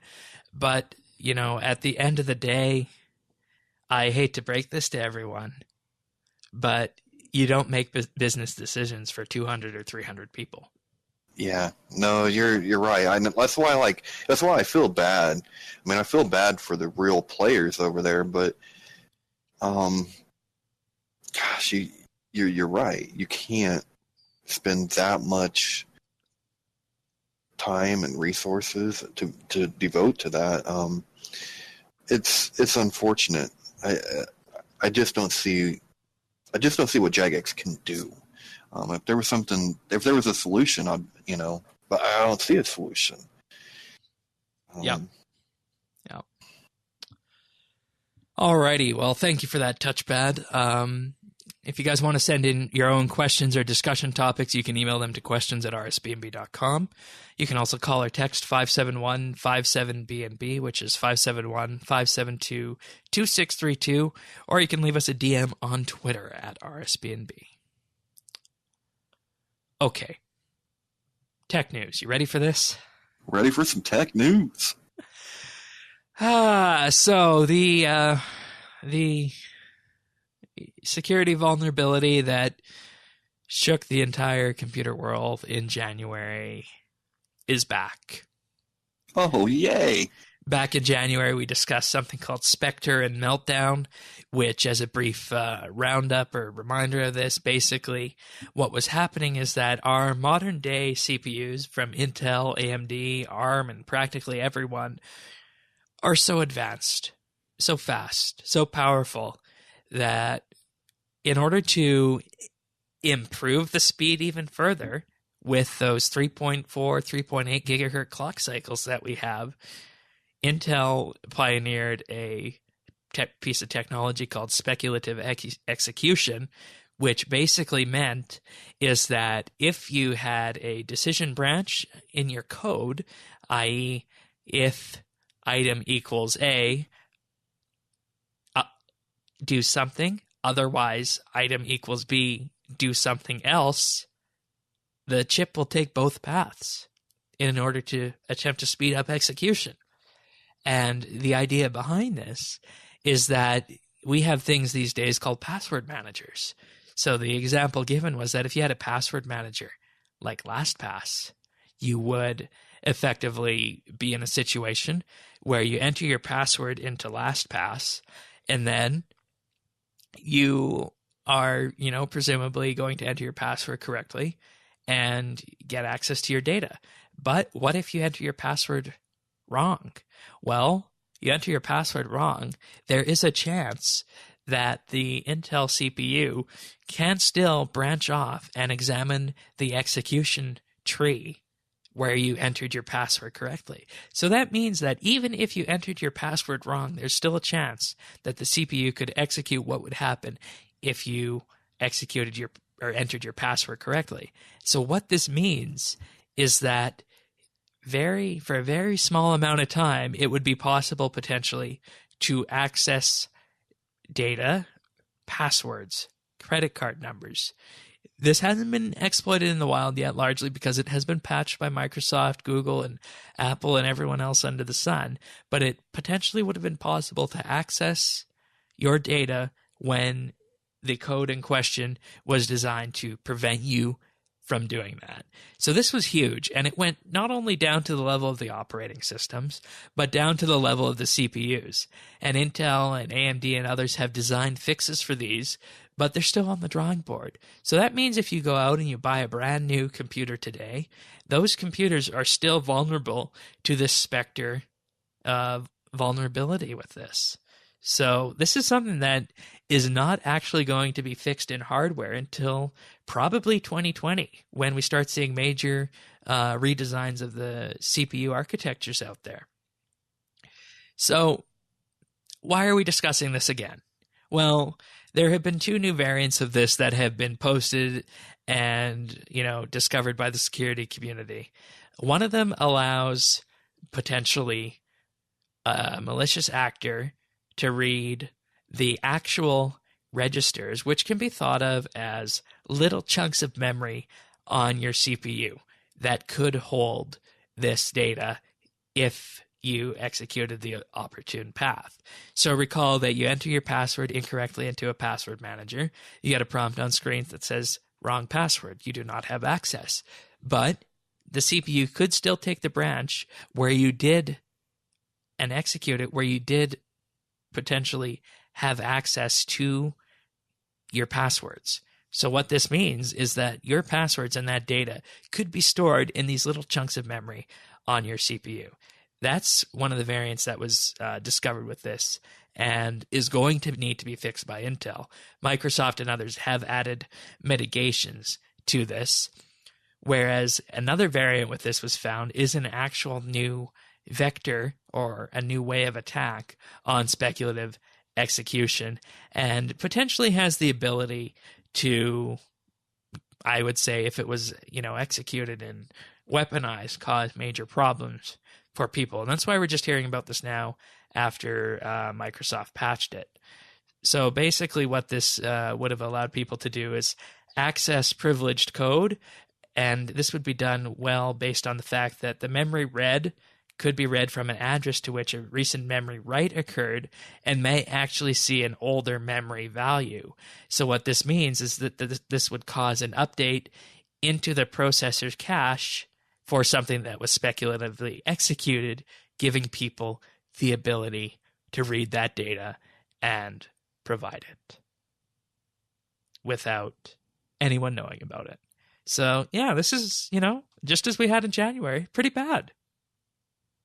And Microsoft and Apple and others have done what they can do to mitigate this.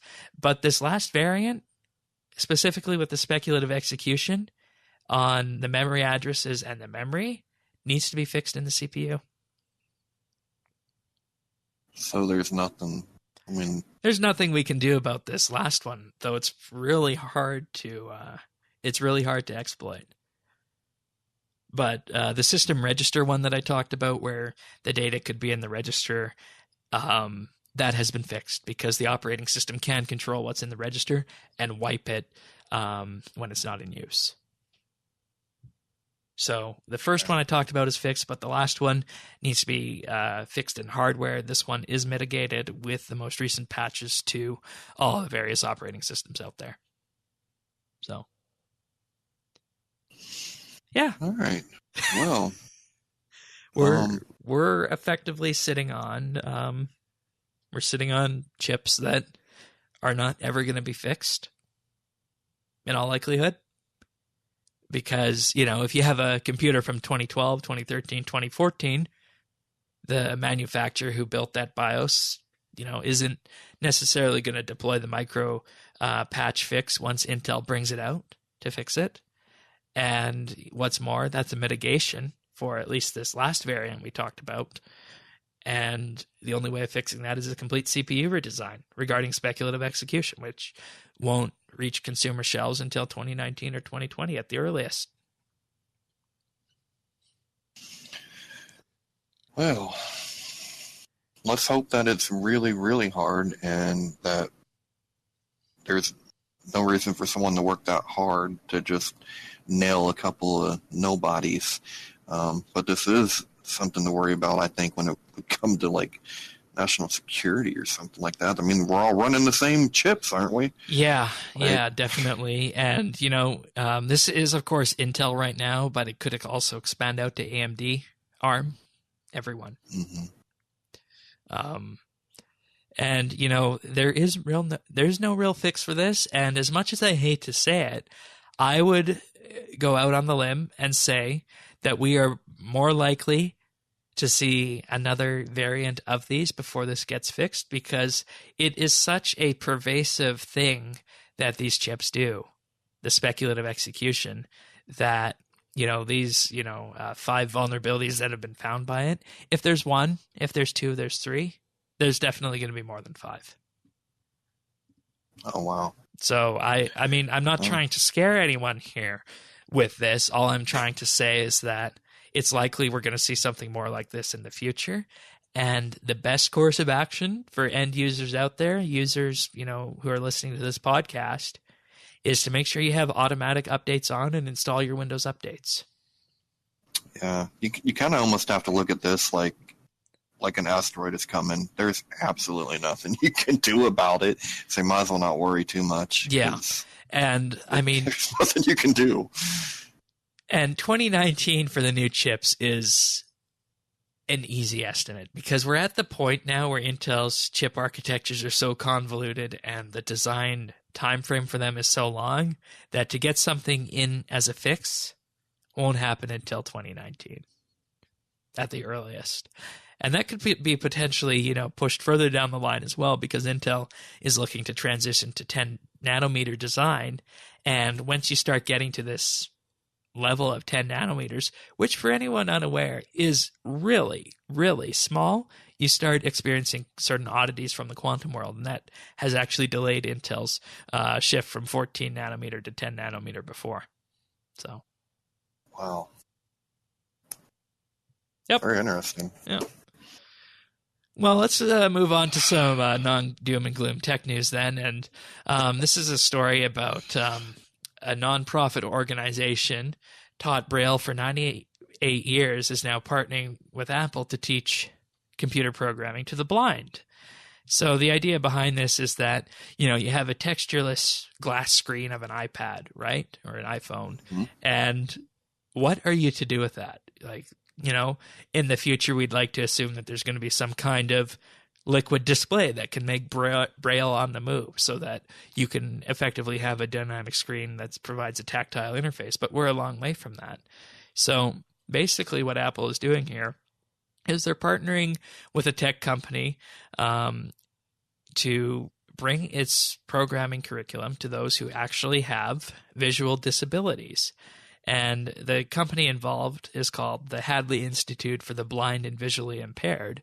And they're going to be developing a series of free instructional videos that teach people how to use Apple's Swift Playground app. And, this is something that we talked about before on the podcast and was pick of the week. If you have an iPad or if you have iOS, you can grab this for free from the App Store. And it's interesting that this is being talked about now because in a week and a half, Apple is going to have their annual developers conference in California where they reveal the next versions of iOS and macOS. So I think that Apple is hitting the nail on the head here because if you have used Swift Playgrounds, you will know what Apple is trying to do. And effectively what they are trying to do is they are trying to bridge the gap for computer programming and bringing it to everyone, even young people, and making it more like a game. So if they're doing that for young people, the question then is asked, what can they do for people who are visually impaired? And that's what they're going to be able to do with this. And Tanis, this is a story you actually suggested to us. Yeah, I came across this. My mother-in-law actually passed it my way, and as I was reading, this may be the first time that I've ever started to get excited about the kind of the coding, the nuts and bolts of the programming aspect of computers in general. I went through a process before when we were building where I got really interested in hardware and all that, but this is the first time that I think it's because it might actually be possible now. I always thought that coding was just like ones and zeros, and that there's just no way. You know what I mean? It would be extremely difficult to be able to learn that because it's all going to blend together for me. It's just all going to. It would be bad.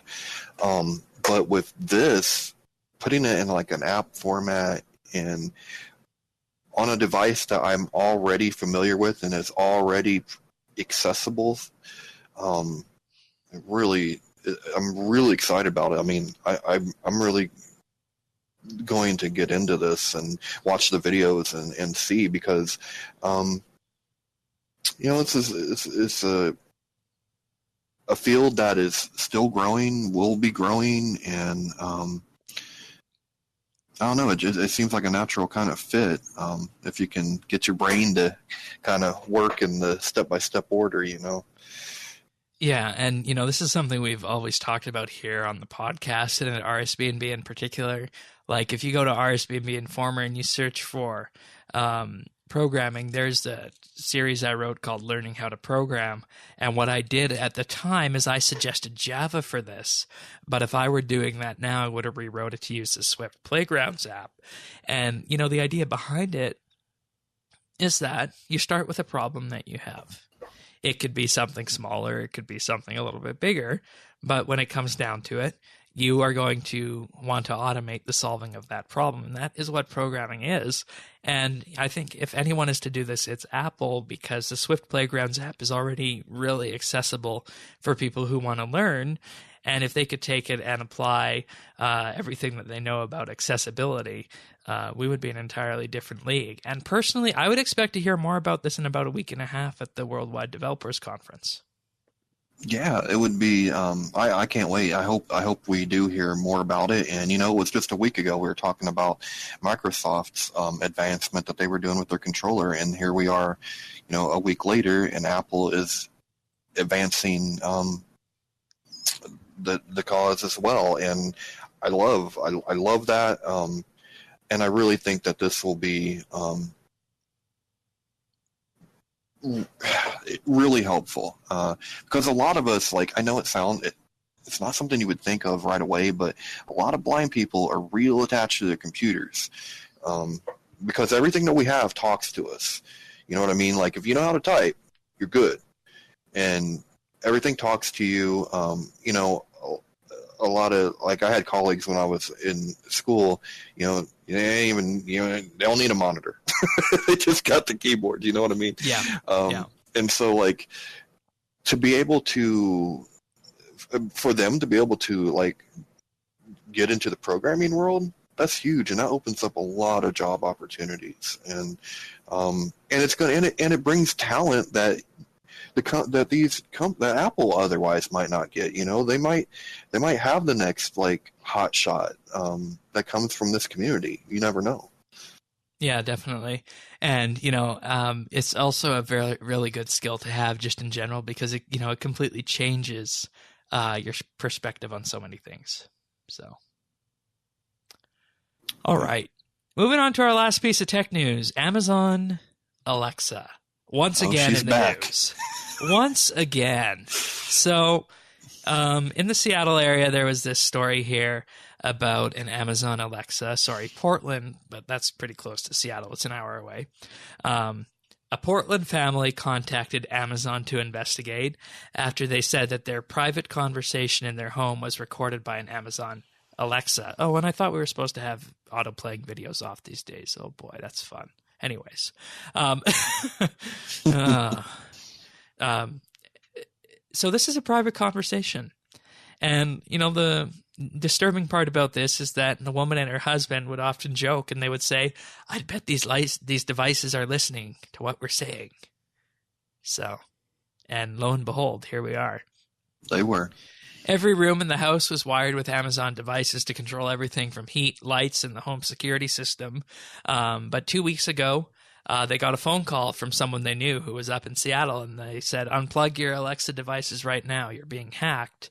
And the person in question was someone they knew, one of her husband's colleagues. So they unplugged them, and, you know, he proceeded to tell them that he received audio files of recordings from inside the house. And at first the husband was like, "No, you didn't." And the recipient of the message said, "Yes, I did. You sat there. You guys were talking about hardwood floors." And Oh my Lord. they were actually talking about hardwood floors. So they sent the files back, and unfortunately the news agency here in question didn't provide the sound recordings for this, so we don't know exactly what they were involved with. But, you know, when it comes down to it here, Amazon, it took a while for her to get in contact with Amazon on this, but they did actually talk with one of the Amazon engineers, and they saw that this happened based on the logs, and they said that they were truly sorry, and apparently the guy apologized 15 times in the time span of 30 minutes. Yeah, well, how is it being... Why was it sent? They didn't know. They didn't know right off the bat. They were going to examine the logs that were sent and fix it going forward. So here's the thing. To me, it sounds like it was a hack, right? But why send it to someone's colleague if it's about hardwood floors? I don't know if I'm buying it. Like, I thought there'd be something more nefarious, and then that would make more sense. But Well, it wasn't a hack, though. Are we sure? You can't really hack an Amazon Alexa. They're too locked down. That's just negligent then. Right? I mean... But the people in question did not say to record this and send it to someone. That's what I'm saying. No, I'm not saying they're negligent. I'm saying Amazon. Okay. Yeah, no, that's pure negligence on Amazon's part. You know, they don't know if it's a widespread issue or why it happened. They saw it in the logs, and they confirmed that it indeed happened. And the guy they talked to, the engineer at Amazon, said, quote, "He told us that the device just guessed what we were saying." What? Well, actually, how many times? That does happen. Because, I mean, we've been on the podcast before. I didn't Last say week. anything. Yeah, I didn't say anything remotely like her calling words or whatever, and she'll just pipe up. So, yeah, I can see that.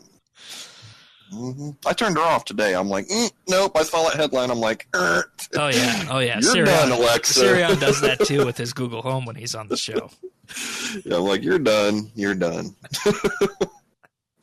So, and this is an issue going forward. Is that these things are always listening, and I'll go back to the story in the past where the police subpoenaed Amazon in a murder case because there was an Alexa in a house where someone was murdered. Mm-hmm. So, I mean, it's your own choice if you put these things in your house. But just know that something like this can happen. And and I'm actually glad that the Xbox is kind of a dumb device when it comes to that, because I have one of those and it has a Kinect. Right.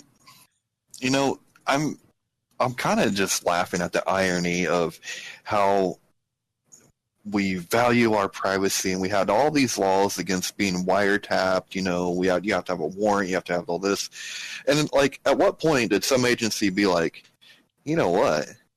I bet we can just get them to put a bug in their own house. It's happened before, believe it or not. If you look back at the whole Edward Snowden thing, yeah, people from Facebook and Twitter were sending their traffic unencrypted, and it was easy to tap. Yeah, I'm sure. I mean, they've got, instead of having to spy on people, they got people to just tell them everything. Just put it all out there. Here's a speaker that you can talk to, and it'll record you 24 hours a day. Oh, hey, why don't you post what you had for lunch? Great, awesome, thanks, guys. Like, I don't know, but it's strange times we live in, Yeah, definitely. And I don't see how people can be privacy advocates today if they're on the internet at all. Yeah. I think that it should be, I don't know. I think the only way to do privacy right is to say that, to give individuals the property rights of their own information. So that if someone's spying, you know what I mean? Like, you own, no, that's not an advertiser's data. That's yours. They need to compensate you for your, you know what I mean? And that's kind of what Mozilla is doing. Mm-hmm. So, yeah. Interesting times indeed. Speaking of interesting times, the skill of the month. Not so interesting anymore. You throwing in the towel?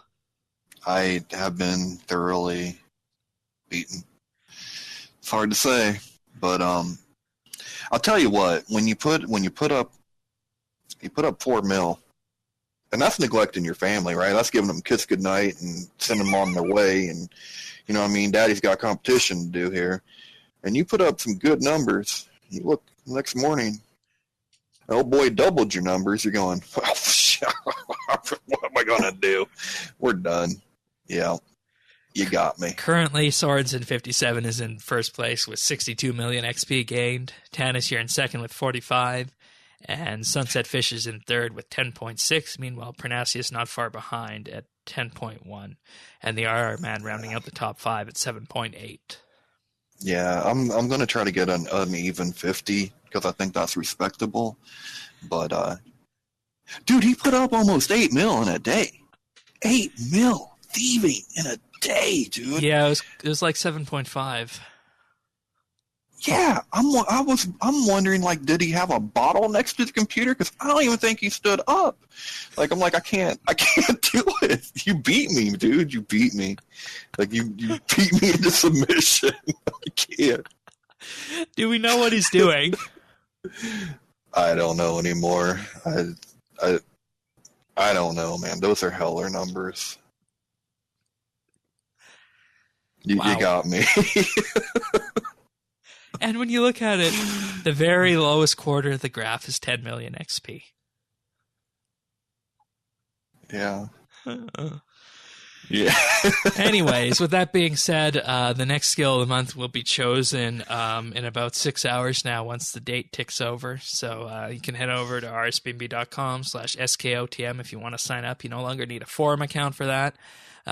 It's anyone's guess what the next skill will be. All right. Hopefully something he has 200 mil in. So that, I'm just kidding, man. But yeah, that was impressive. It was impressive. I'd like to mention Sirion's Informer article right now. Sirion's first Informer article. So, Right. Sirion is now with us on an RSBANDB Informer, as we talked about previously. He wrote for his first article, Analyzing Skilling Variety. And the best way to summarize this is that you make a decision what to train in RuneScape. And you know what you want to do. But do you know how that fits in with everything else? And the whole idea behind this article is going to be a series, and actually tying into the podcast as well, where we analyze the various skill training methods of RuneScape, splitting it off between various modifiers. So, for example, pure GP, pure XP, or pure AFK. Then a little bit in between with all of those. And our initial skills for the case study are going to be fishing, woodcutting, and cooking. And if you're interested in at all about, what this might mean or what this could mean for other skills as well, I highly recommend you check out this Informer article at informer.rsbnb.com. where Sirion goes through these first three skills, what he wants to accomplish with it, and I'll say what we can do with it later. But ultimately, what he wants to accomplish with this is a picture, to get a better picture of what the current overlay of skilling looks like in RuneScape and where it's going to go with the 5-year skilling diversity project. So that's the whole premise of this article, and it's going to expand to other methods and other skills in the future. So if you find that at all interesting, have a look at informer.rsbnb.com. And this is actually an initiative that is being partnered with Informer and Update, and we're actually helping Sirion out with this, so in terms of the methods and whatnot. So this is going to be a very interesting project going forward, and Sirion is, in effect, going to be our messenger on this. And this is actually a whole project that the entire team is undertaking as well. So it's going to be really interesting to see the output of this at the end of the day. Yeah, it's pretty interesting, and yeah, a lot of possibilities. I don't want to say too much, but there's a lot of possibilities. Yeah, definitely. The fishing one is totally interesting because, we had deep sea fishing, and you can see the fishing frenzy is pure XP, but on the other hand, you have AFK XP and or AFK and XP at the waterfall. Whereas on the other side, we have rocktails and various forms of sailfish tilting towards XP and GP. So, fishing is a perfect. It was just a ready-made example for us to start working on. Yeah. So, all right, that's at informer.rsbnb.com. So we're going to talk about some achievements right now. So first up, we have Zach Masta with 99 Magic on May 23rd. Desmo360 also got 99 Agility on that same date. Seabreeze24 with 99 Divination. Robbie with 120 Constitution on the 22nd of May. And Rolladude 540 with 99 Farming on May 20th. Nice job, everybody. We also have Mr. Zaros with 357 with 99 Attack on May 20th. Wiley with 99 Dungeoneering on May 20th. Magic King with 99 Constitution on May 19th. And Halal Bacon with 99 Cooking on the 17th. Nicely done, everyone. I like seeing those 99 farmings come up. Yeah, it's nice. All right, you ready for a pick of the week? Yeah, what do you got for us, Shane? Okay, so I'm not a fan of Reddit. I've heard that through the grapevine, yeah. But there's one part of Reddit that I can go to for a constant laugh. And it's not filled with the toxic people, the people spreading fake news, the people spreading fake narratives, wherever it might be. It's not filled with any of that because it's run by bots. Oh my lord! Did you realize you understand robots the best? And you just saying, you can go to the subreddit called Subreddit Simulator. Reddit.com/r/subreddit simulator, capital S in each of those.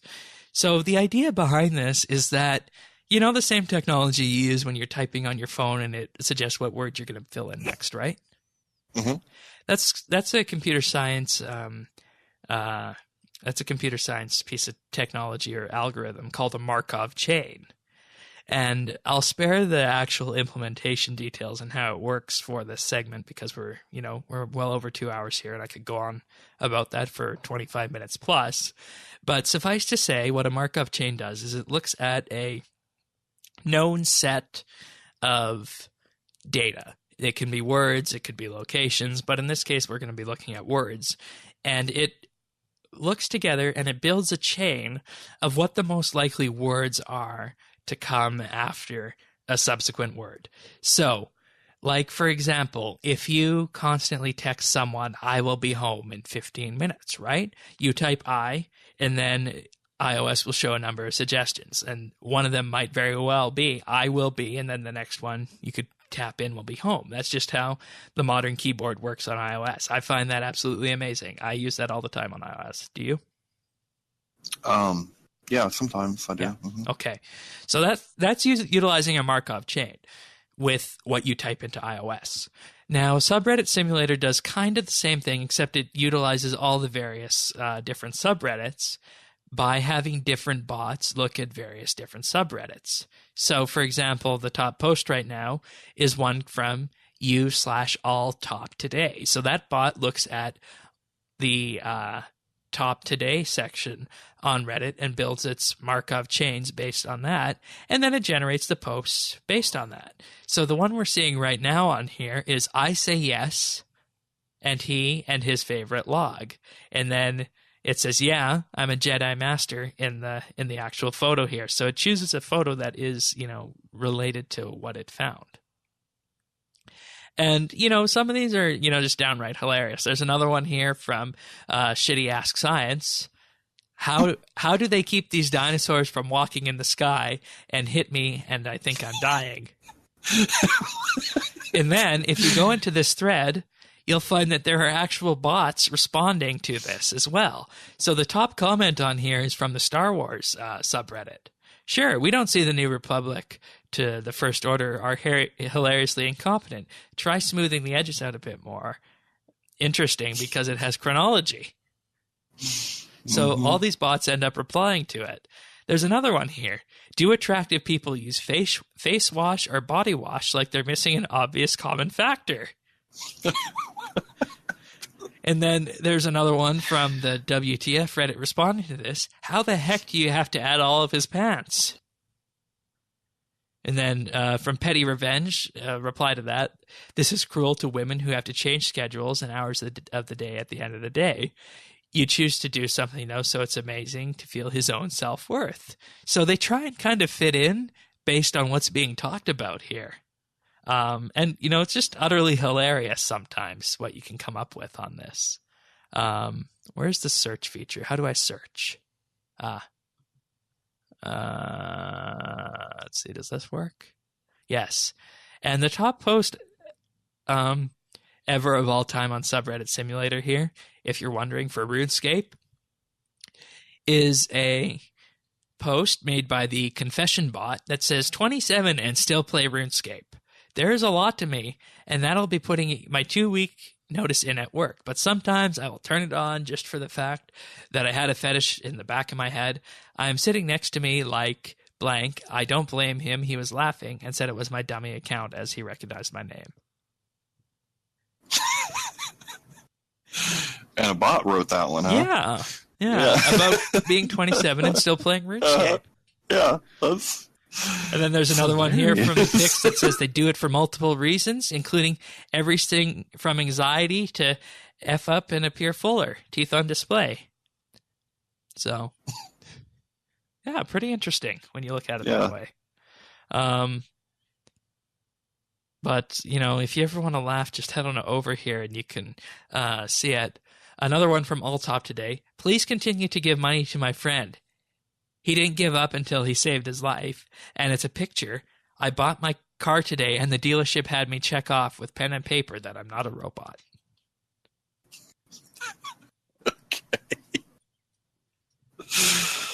Here's another one. Hello, I'm so glad to see fellow humans with their human overlord has real human female to be a real hair salon. Like, half the time they don't make sense, but sometimes you really do get ones that make absolute sense here.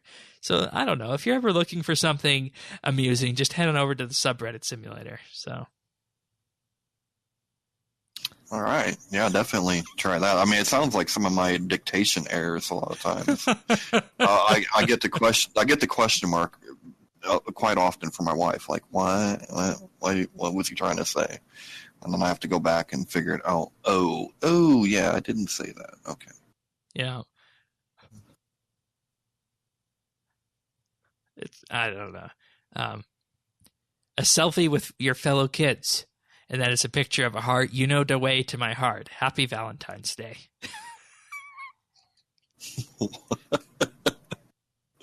I feel like these could go seriously wrong in a heartbeat.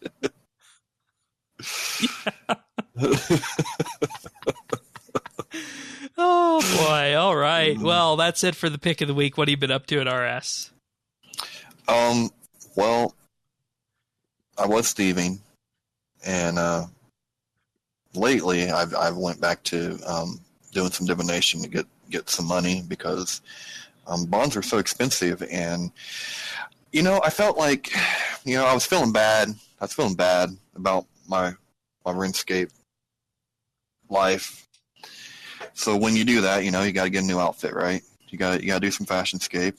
And I figured out that I still had my golden war priest outfits, that they weren't keepsake, so I had to get a couple bonds so I could keepsake. And, yeah, it was rough. It was a bad time to do that, but it made me feel better. So at least I look good in defeat, But good. So yeah, retail therapy. Yeah, sure. I mean, that's one thing we all learned in the 80s, right? That's right. All right. Anything else? Nope, that's been it for me. All right. I've just been, divination gathering as well, utilizing that little ninja fix that came in this week, and that's really nice.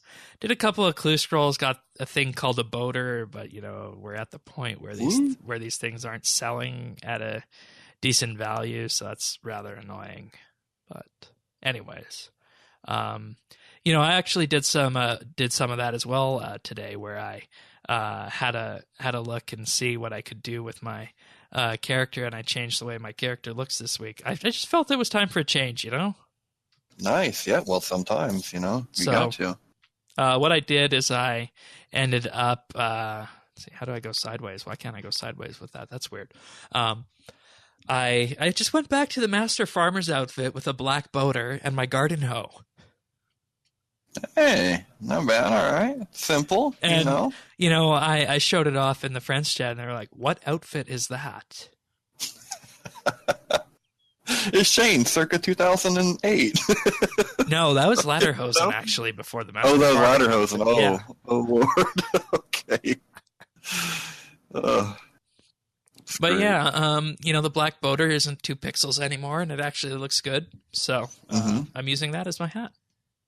Nice. Yeah. Nice. So that's that. Yeah. There you go. Maybe we should have a fashion show someday, Shane. We did that in the past. We should do it again, for sure. Yeah. Okay. Women go crazy for a sharp-dressed man.